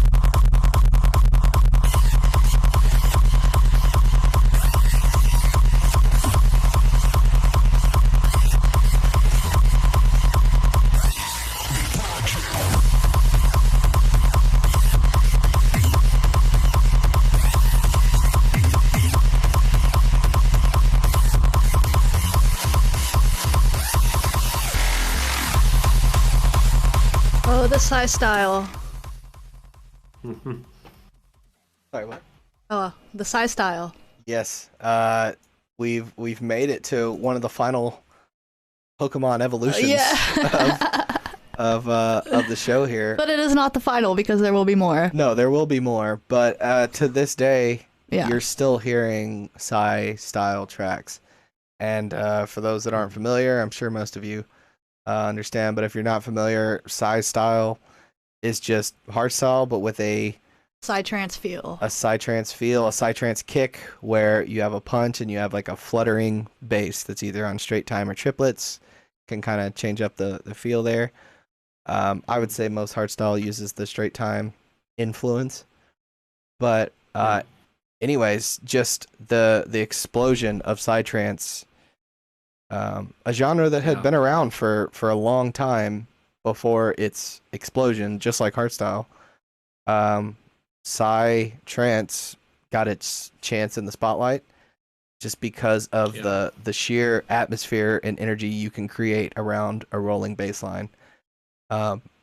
Because you no longer had to abide by the rules of just a kick and a bass being the same thing. You can really switch it up and create unique energies, just like reverse bass hardstyle was originally. I would definitely say that Psy bass is the new reverse bass. And yeah, there's not much more to say other than it was a huge evolution and really important for that evolution to happen at the time that it did. The Aussies in particular, if any of them are listening, it's about 1:30 in the afternoon, I think, down under there. Those crowds love Psy and Psy style. You have artists like Siren, Nadia Quilita, who are making lots of bootlegs for a long time with them. And, so it is very audience dependent. I still think like the Dutch crowd, I feel like overall they don't really like Psy as much. I think that's just because it's not a native sound necessarily. Maybe, but I don't know. I do feel actually compared to a lot of other kicks, a Psy kick has a strange kind of empty feeling to it. It's not like it's not hard. It's just hollow, a little different. Yeah, kind of hollow. Yeah, exactly. It's a bit hollow. So a lot of people don't like that. They like to be able to. Yeah, they want the distortion. Oof, gated kicks or whatever. Yeah. Exactly. Yeah, it's definitely just a big taste thing. I mean, personally, I don't mind it if you hear a track or two in a set. Yeah. Especially if it's like one that you start off with. Because a lot of times, especially here in the U.S., there's not multiple hardstyle people on a night, and even if there are, like if someone before you had been playing, I mean, we've all run into this. Like the DJ before you is playing faster or quote unquote harder or something, and you want to completely change the atmosphere to develop your sound. It's really easy to do with something like a Psy style track because everyone is expecting more of the same, and then you give them that, and then then their expectations are met after that. It can be really enjoyable. So I think it's a welcome addition. You have questions for your track? Yeah, we do. I was gonna answer those real quick. Carson is asking, is this where you get your drop inspiration from? you're talking about like the fake drop with the bars. I mean, this is something that's not unique to me. I wouldn't say that it's something that is inspiring, but it's something that has just been developed throughout the culture of our music. People, when they're on the dance floor, they enjoy suspense, and then they enjoy to be surprised. And so that's the biggest thing about like live sets and people like Delete VIP and Mashup Jack and any sort of like special set that you see live. These guys are taking tracks that you know and doing edits because there's just something so fun about being educated and then like being told to sit down and wait a minute because you have no idea what's going on. You know, that's essentially what these sort of like fake drops and these change ups are all about. So I would once again, it's not something that's unique to me. It's just something that I'm a part of, and I mean, all of us could say that. You know, it's just been developed by the culture. Yeah. So where were we? We're moving on to Johnny's 2017 pick. Yes. I am super excited for this one. Yeah, me too. This is a good one. Definitely this guy's breakout hit. I got to interview him twice actually for Behind the Decks. Super down to earth guy. And I'll just let the track speak for itself. This is Before You Go from Miss.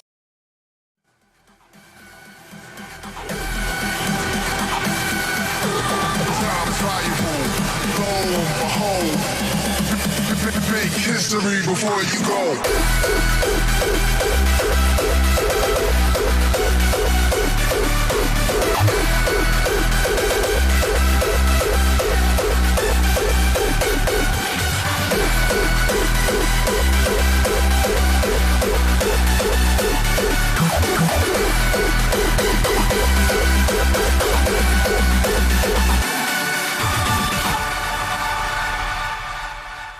Incredible. That guy is really good at what he does. Yeah, he is. Yeah. He used to be a hardcore dude. Yeah, what was his hardcore name? I can never remember. Pandorum, that's right. Oh, that's yeah. right. Yeah. Mm-hmm. Yeah, he is an absolute boss. It's just I have other tracks I really enjoy from Mist, but to be honest, that's the track you got to pick because it was played out by so many artists, and even Digital Punk played it when I saw him in LA a couple years ago, which was awesome because I hadn't heard the track live up to that point. And Mist is in an interesting position where I feel like he makes a kind of music that should be very universally enjoyable, but there's definitely something going on in terms of it feels like there's like a weird invisible ceiling for him and not for like B-Front and Future Noise. They're the two guys I'd put in this category of like really melodic raw. And maybe it's the label Nightbreed. I don't know, but it could be. He's still producing incredible tunes. This past year he had some amazing bangers. He's getting back into hardcore a bit. Yeah, if he is. The Dream Team, the second drop is like fuck. That was crazy. Dream Team is awesome. Dream Team. Yeah. Yeah, I guess you make a good point there because I could totally see this style of music closing down Red Stage on DEF CON. Yeah. Like, and it would just be the most euphoric experience of your entire life, especially if there were extracurriculars. Yeah, exactly. But one thing's for sure, you don't need extracurriculars to enjoy this style of music because you're exactly right. It is just... It's an extracurricular in itself. Yeah. It's, I think I see this as kind of like... It's almost as if you took the hardstyle scene and like gave it this identity as just like one person and had this sort of emotional tug of war going back and forth over the years between like I want no bullshit, high energy, just destruction, and then I want to like actually feel something for a minute. And you're going back and forth between these extremes all the time, and I think the scene kind of experiences that as a whole, where you see over the years of like the things that are just truly exceptional from that year can be from all of these different categories, and they're always like going up and down. There's peaks and valleys, and this is not to say that the valleys are any less desirable than the peaks, because it's like it's the yin and yang. That is I just got that. as you sit with Chinese letters behind you, but yeah, I know I'm rambling here, but I'm just trying to flesh this idea out that both sides of this music are beautiful, like especially within raw hardstyle, because there's amazing melodies and amazing like energy that's up here, and then you get the stuff that's down here and it feels just as awesome. So it's necessary to have both in order to make the other one enjoyable. So that's my take. Also, one thing I'll say real quick before we move on to the next track, the High Voltage remix of Before You Go is also fantastic. If you haven't heard that yet, check it out. Really, really cool. It's very different, but it still captures that right vibe. I really, really enjoy that one. It definitely does as well. But the original is the original. You gotta give it props. 100%. Absolutely. Well, shall we move on to Christine's 2017 choice? Yeah. So this one is a comeback of a duo that people sure do love, and I can understand why. This particular track is, I don't know, it's kind of special to me, because I started getting out of hardstyle. I was more into like hardcore up-tempo, but this one just had caught me. And Project One's Luminosity. Yep. Yeah. Here it is. That's it. And there is no end. Stay with the project. With the one.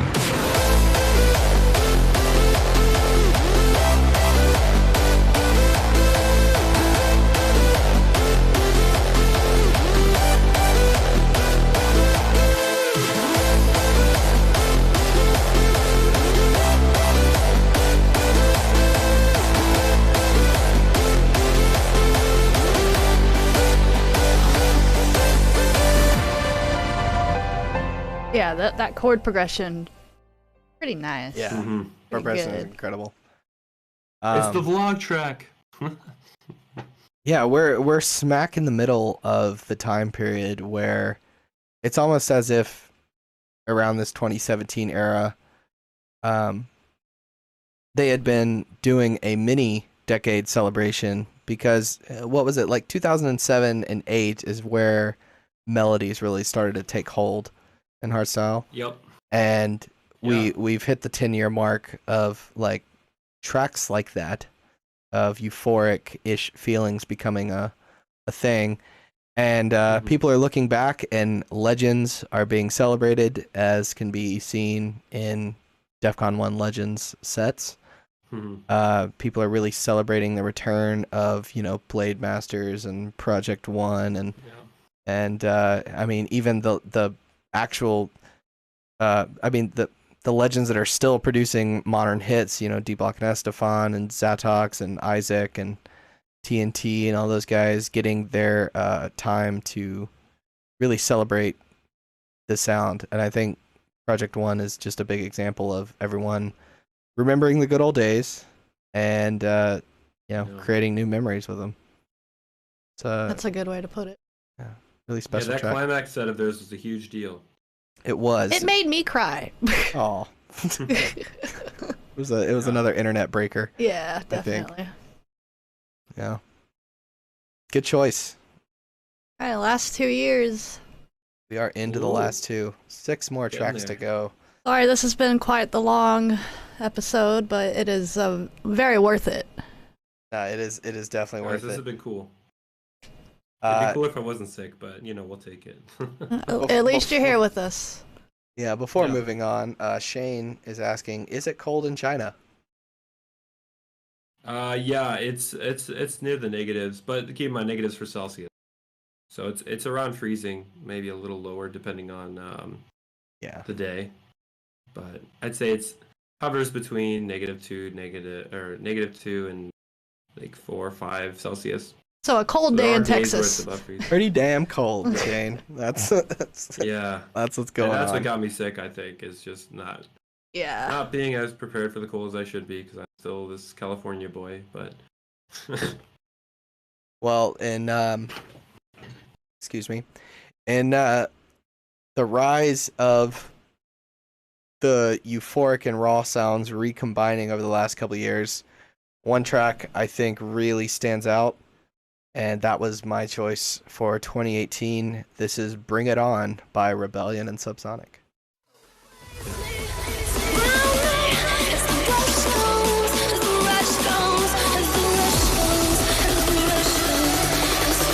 Bring it on, I'll embrace it when the rush comes.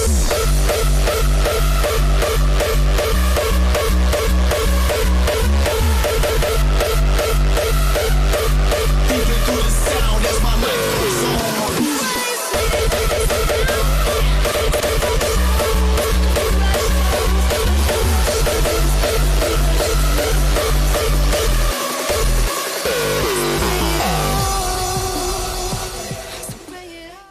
Instant classic. That one's a fun one.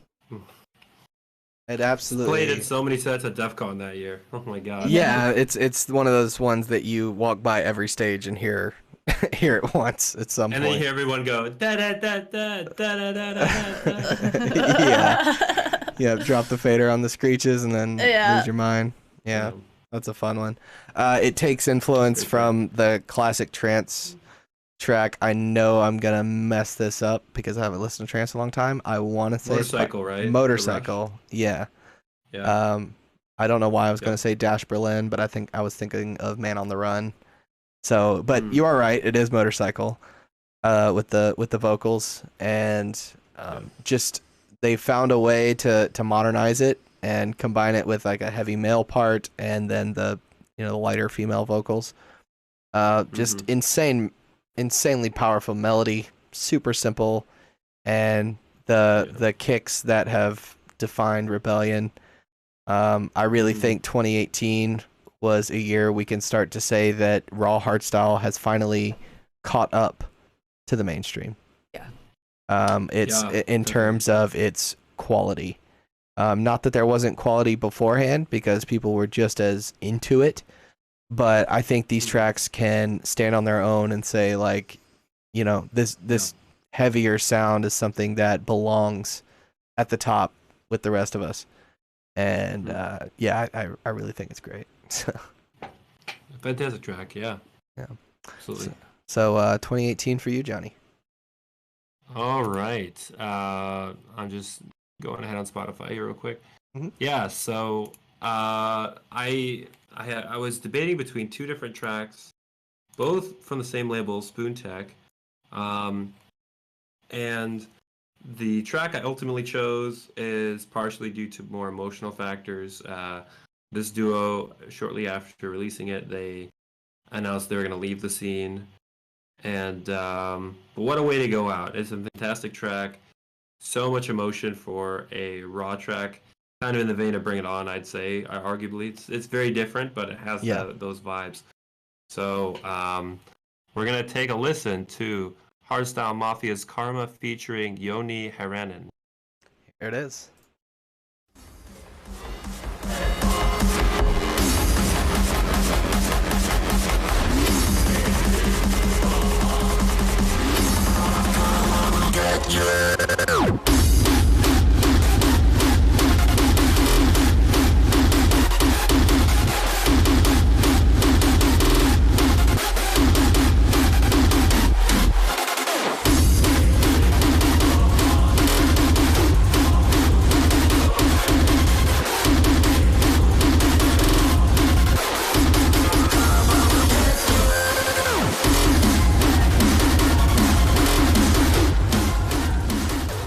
Goddamn.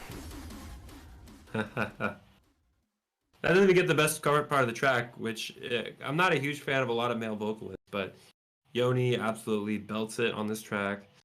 And it's really cool too to see the Finnish guys, throwing it down. We, of course, those of us who been in the scene a while, we've all been well aware of Digital Minds, Riho, Sledgehammers. A combination. But yeah, exactly, the combination of those. With Tarek. Fuck, Yeah, that Tarek. Sledgehammer's track with James, by the way, is just so good. Oof. Iron and Steel, love that track. But with Maratek, but Anyway, yeah. I don't know. Karma is it's just a pure, hard, emotional track. Like I said, kind of like Bring It On. And it came out of the blue when I saw, actually, I think it was Tim Shop linked it in his Discord. And I was like, what the hell's this? And I listened to it, and I was instantly like, wow. This is, because he was like, this is one of the best tracks this year. And I'm like, shit. I think it's in so like good. stark contrast to what was going on at the forefront of hardstyle at that time. But Yes, at the same time, it exactly. is equally as powerful. It's just another evolution of the underground rising to the top, because there's always going to be a top, and there's always going to be an so underground. strong lately. Yeah, they have been. Spoontech's been so strong lately. Guys like Viral, Ethereum, yeah. Yeah. So if you out there are are had his track played by Tweet Trumpet, yeah. If you guys out there are really interested in diving in deeper to hardstyle, other than what you see on the top 100, check out those smaller labels, because I mean, the fact is you already like hardstyle, so you're gonna like this stuff. You're just gonna be in for a very different breed, where I think writing takes precedent and emotion takes precedent, and it's really cool stuff. We're gonna miss Hardstyle Mafia. Those guys are absolute legends. I believe one of them is off producing under another alias right now, if I'm not mistaken. Oh, okay. I don't have the info on that right away, but we can figure that out later on after the show. If you guys are interested, we can update in the comments on Facebook. I will go ahead and put the list that all of us chose with everything in there, so you can see the final choices from all of us. If you guys want to take another listen, take a listen through either the episode or just find individual tracks and maybe look at related tracks from that year. There's a lot of good stuff. So we'll update that for you guys after the show. In the meantime, we are moving on to Christine's 2018 choice. Tell us about it. Yeah. So I had two, but I really had to choose this one because these guys are so good at staying modern, but also keeping the old feel.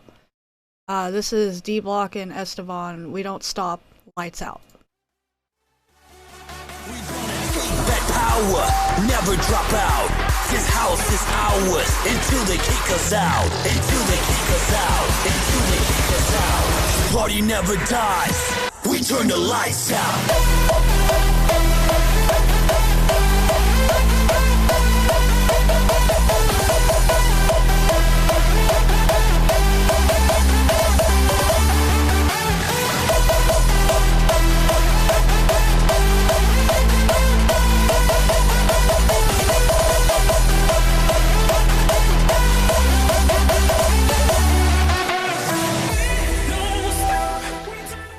Man, so I honestly didn't know about this track until this past year. And man, so I found this track just like the old days on a dance video. This was a jump style video. And jump style video. Yeah, like I think it was in Mexico. That's so interesting. It was so cool. Like they were so on point with it. It looked so awesome. And then just, when the music, I think I've seen that video. Yeah. The music looks good. It sounds good. The dancing looks good. It's just, it's great. And makes the whole experience really attractive.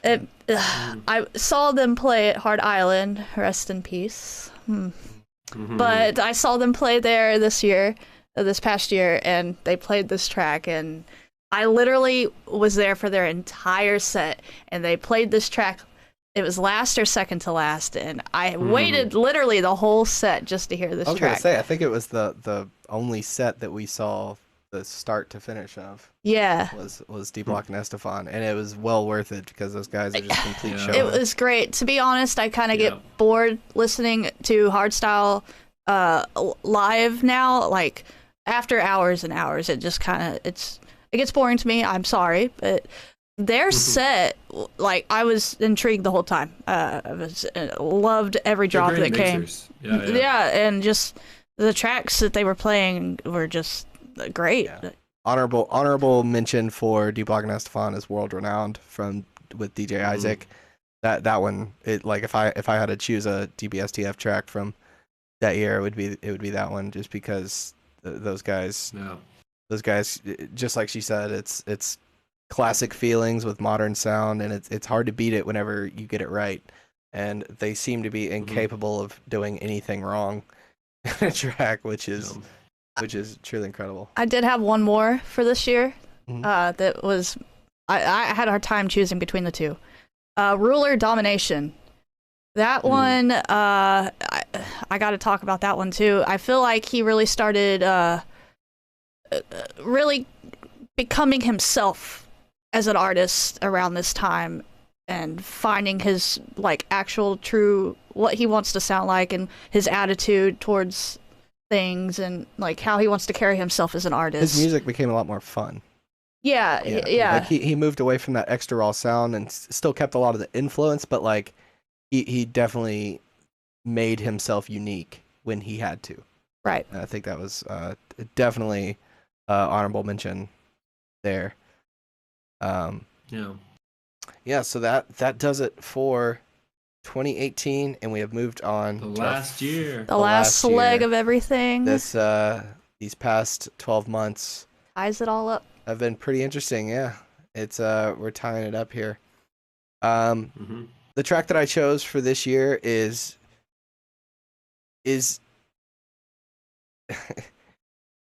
I feel like it's predicting the future, and that's because the name of it is The Future. And also it's pretty interesting for a few other reasons, but we'll take a listen to it real quick. This is the X Infinium remix of The Future by Ferrado.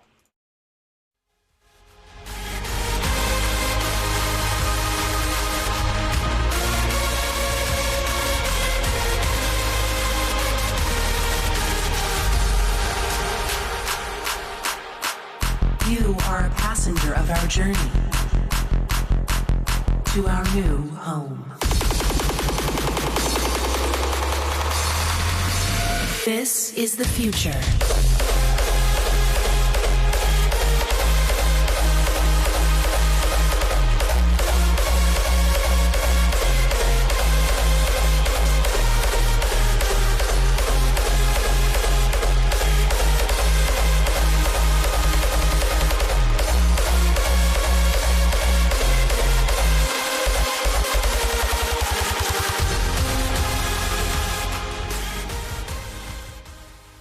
So, I think coming off of this, this is the kind of track that was most likely inspired by what Myst had done a year or two ago, where he's sort of Myst modernized and mainstreamed the idea that you can have maybe not quite like the Disturb sort of euphoric high energy sound, but that you can have just that pure bliss feeling, and still have a track be high energy and, hard kicks and all that stuff. And moving into 2020, I see people like Adaro are also doing this right now. It was a hard choice between My Eye Spitfire and this track for me for 2019. I see this next year being sort of dominated by tracks that create that blissful, beautiful feeling, because we've had so many years now of just the most extreme music being super popular, and don't get me wrong, I absolutely love it, and I think the extreme raw is probably number one for me at a party. But I would not be upset at all if I went to a party and people with tracks like this were playing right before those guys. You know what I mean? Yeah. So I think it's going to be interesting to see where tracks like this land this year. Just because it's beautiful. There's not many words that I can use to describe it. The synths, the huge super saws, the incredible, major scales that they're using, but still managing to keep it hardstyle. really cool. So once again, that was the X Infinium remix of The Future by Ferrado. So yeah, hope to see more like it. Tell us about your 2019 choice, Johnny. Oh boy. Yeah, this was a top 10 track this past year, and I was so in love with the track as soon as it released that I just had to put it on this list, and I never get tired of it. It's fantastic tune of really nice collab between B-Front and Adrenalize called Electronic Symphony. Here it is.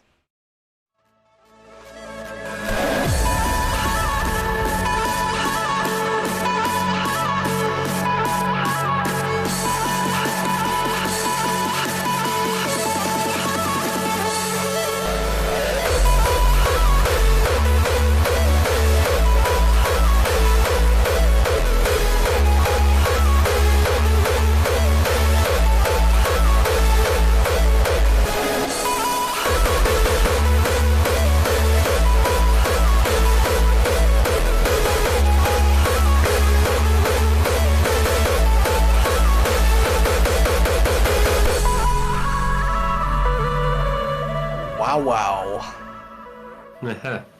Yeah. Just great melodies. I love the part after this where the strings come in. It's just such a majestic track. Majestic is a good word. Yeah. And again, B-Front and Adrenalize, that came out of the blue for me. Yeah, that's an interesting choice for a collab, definitely. But I'm very happy they did it. They've expressed wanting to do more.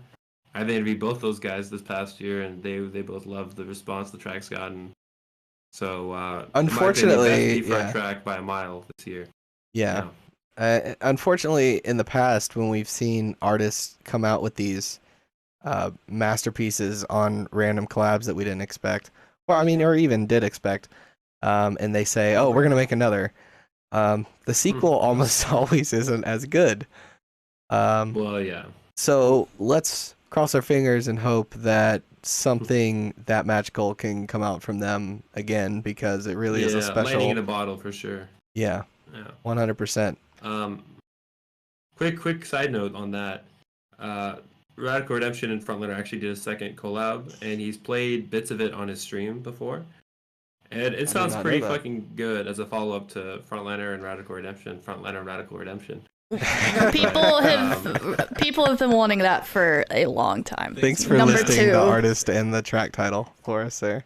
Hey, it's the name of it. So. It is the name of it, so... What is the next one going to be called? Frontliner and Radical Redemption, Frontliner and Radical Redemption again. Radical Redemption and Frontliner. Oh, I thought it would just be their names again. My God. Just squared or something. That's squared.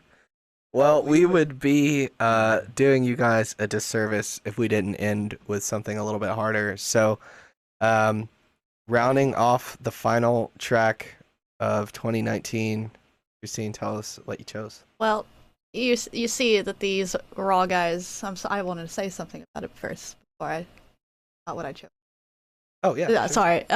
So you see the Raw guys. They seem to like hardcore. They keep going a little bit faster every year. And Mr. Active Rage and hardcore producer Never Surrender came up with Kicks Van Stall. And it is a 200 BPM masterpiece. There you go. Here is Kicks Van Stall.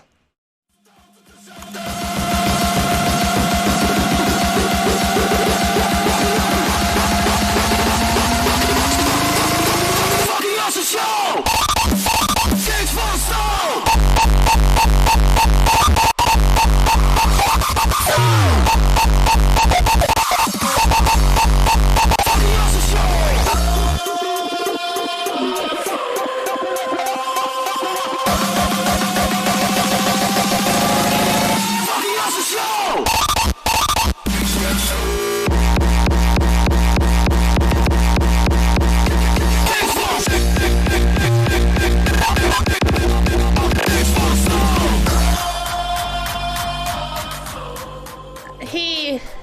He uses they use so many types of hardcore and raw hardcore crossover kicks in that. There's old school feel in it. There's new school feel in it. I feel like raw people are going to start and will continue to get faster, and a lot of these raw artists are going to start putting out their own version of hardcore tracks, and because with a lot of the raw sets at the end they want it faster because it's been so hard and aggressive, and the DJ's speeding it up a little bit at a time, and when they get hit with that just from 155 to 200 BPM, it's just they like it. Everyone loses their mind because everyone loves that stuff.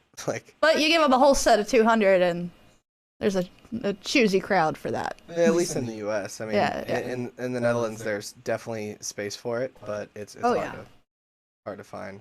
Hard to find people in the U.S. Well, we're working on it. Little Texas and we're working on things. Yeah, he's doing a good job. He is. Yeah, shout out to Mr. Lil. He just played a techno set the other day, right? Dallas Tex. Yeah, that's his other alias. I would love to see one of his techno sets. Well, that was in Dallas too, I think, ironically. No, I think it was in Vegas. Yeah. Oh, I did play a set in Dallas too. Okay, anyway. Well, guys, this has been incredible. Quite the list. Quite the list. Once again, we're gonna throw the list in the comments afterwards, so you guys can take a look at what we chose and critique us, tell us we're stupid or whatever you want to do with it. I want to thank John for being here today, my co-host and girlfriend Christine for being a part of the show. My name's Hardphonics. Thank you so much for supporting the first season of Hard Talk. Real quick, there might be a final season finale, the final special. The side one. If you guys want a decade of uptempo, I would love to be put up to that task and do some research, because I've been with hardstyle a little bit longer than hardcore, but it would be a fun thing to do, to go back over the decade and see how the uptempo sound has progressed, because it really has progressed a lot, and quite a bit. It's crazy. From the early days of like actual terror into what is the modern uptempo sound. I'm sure it would be a pretty insightful list. So yeah, if you guys want to check that out, let us know. We're gonna do it anyways. I'd like to hear your opinions, but I don't care. I'm still gonna do it. So it's gonna keep be fun. Eye out. We'll see if we can get that episode out between now and our next season. I want to tell you guys a little bit about next season real quick before we sign off. We're gonna take a short break. I believe we're gonna be back for episode 1 of season 2 with Jason Payne on February 3rd. We'll be talking with him about how he handles his daily life, his day job, his day-to-day stuff, and how he manages to totally kick ass on the DJ stages all around his own country, and even he played here in Los Angeles. And we'll see what he thinks about chili burgers. Yeah, that'll be the first question that we have for him. Yeah, he had one and wasn't quite sure how to react to it. But yeah. Doesn't he also have his own label? He does. Yeah, we'll be talking to him about all of that. Yeah. We're excited to have him on, and it'll be a nice fresh start for the season. We're gonna come back in February with some new graphics, some new segments. Probably not a totally different show. Obviously, it's still going to be Hard Talk, and it's still going to be this thing that we've come up with here. Just going to be a more improved show that we've put more thought into. This first season was a great test to see how you guys responded to just being interacted with, because it's something that we wanted to do, and I know it's something that a lot of you guys care about too, is just talking about a lot of these things, because a lot of times we're 100 miles away from our nearest friends who listen to this stuff, and in this case, Johnny is 14 time zones away, Mr. Future Man. Very far. But it's been really special. I'm so excited to see where this all goes. So for the final time this season, This has been Hard Talk, and we will see you on the next episode. Bye, guys. Have a good night, guys. Bye-bye. Bye-bye.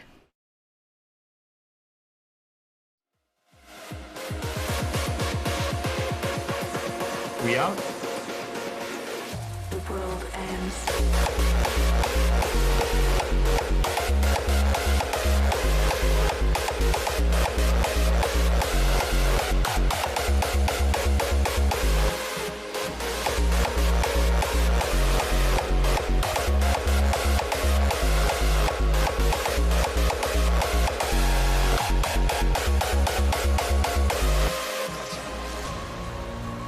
Everything we once loved is gone. How do we come back from this? How do we move on? Our hatred keeps the flames alive. They grow stronger as we grow apart.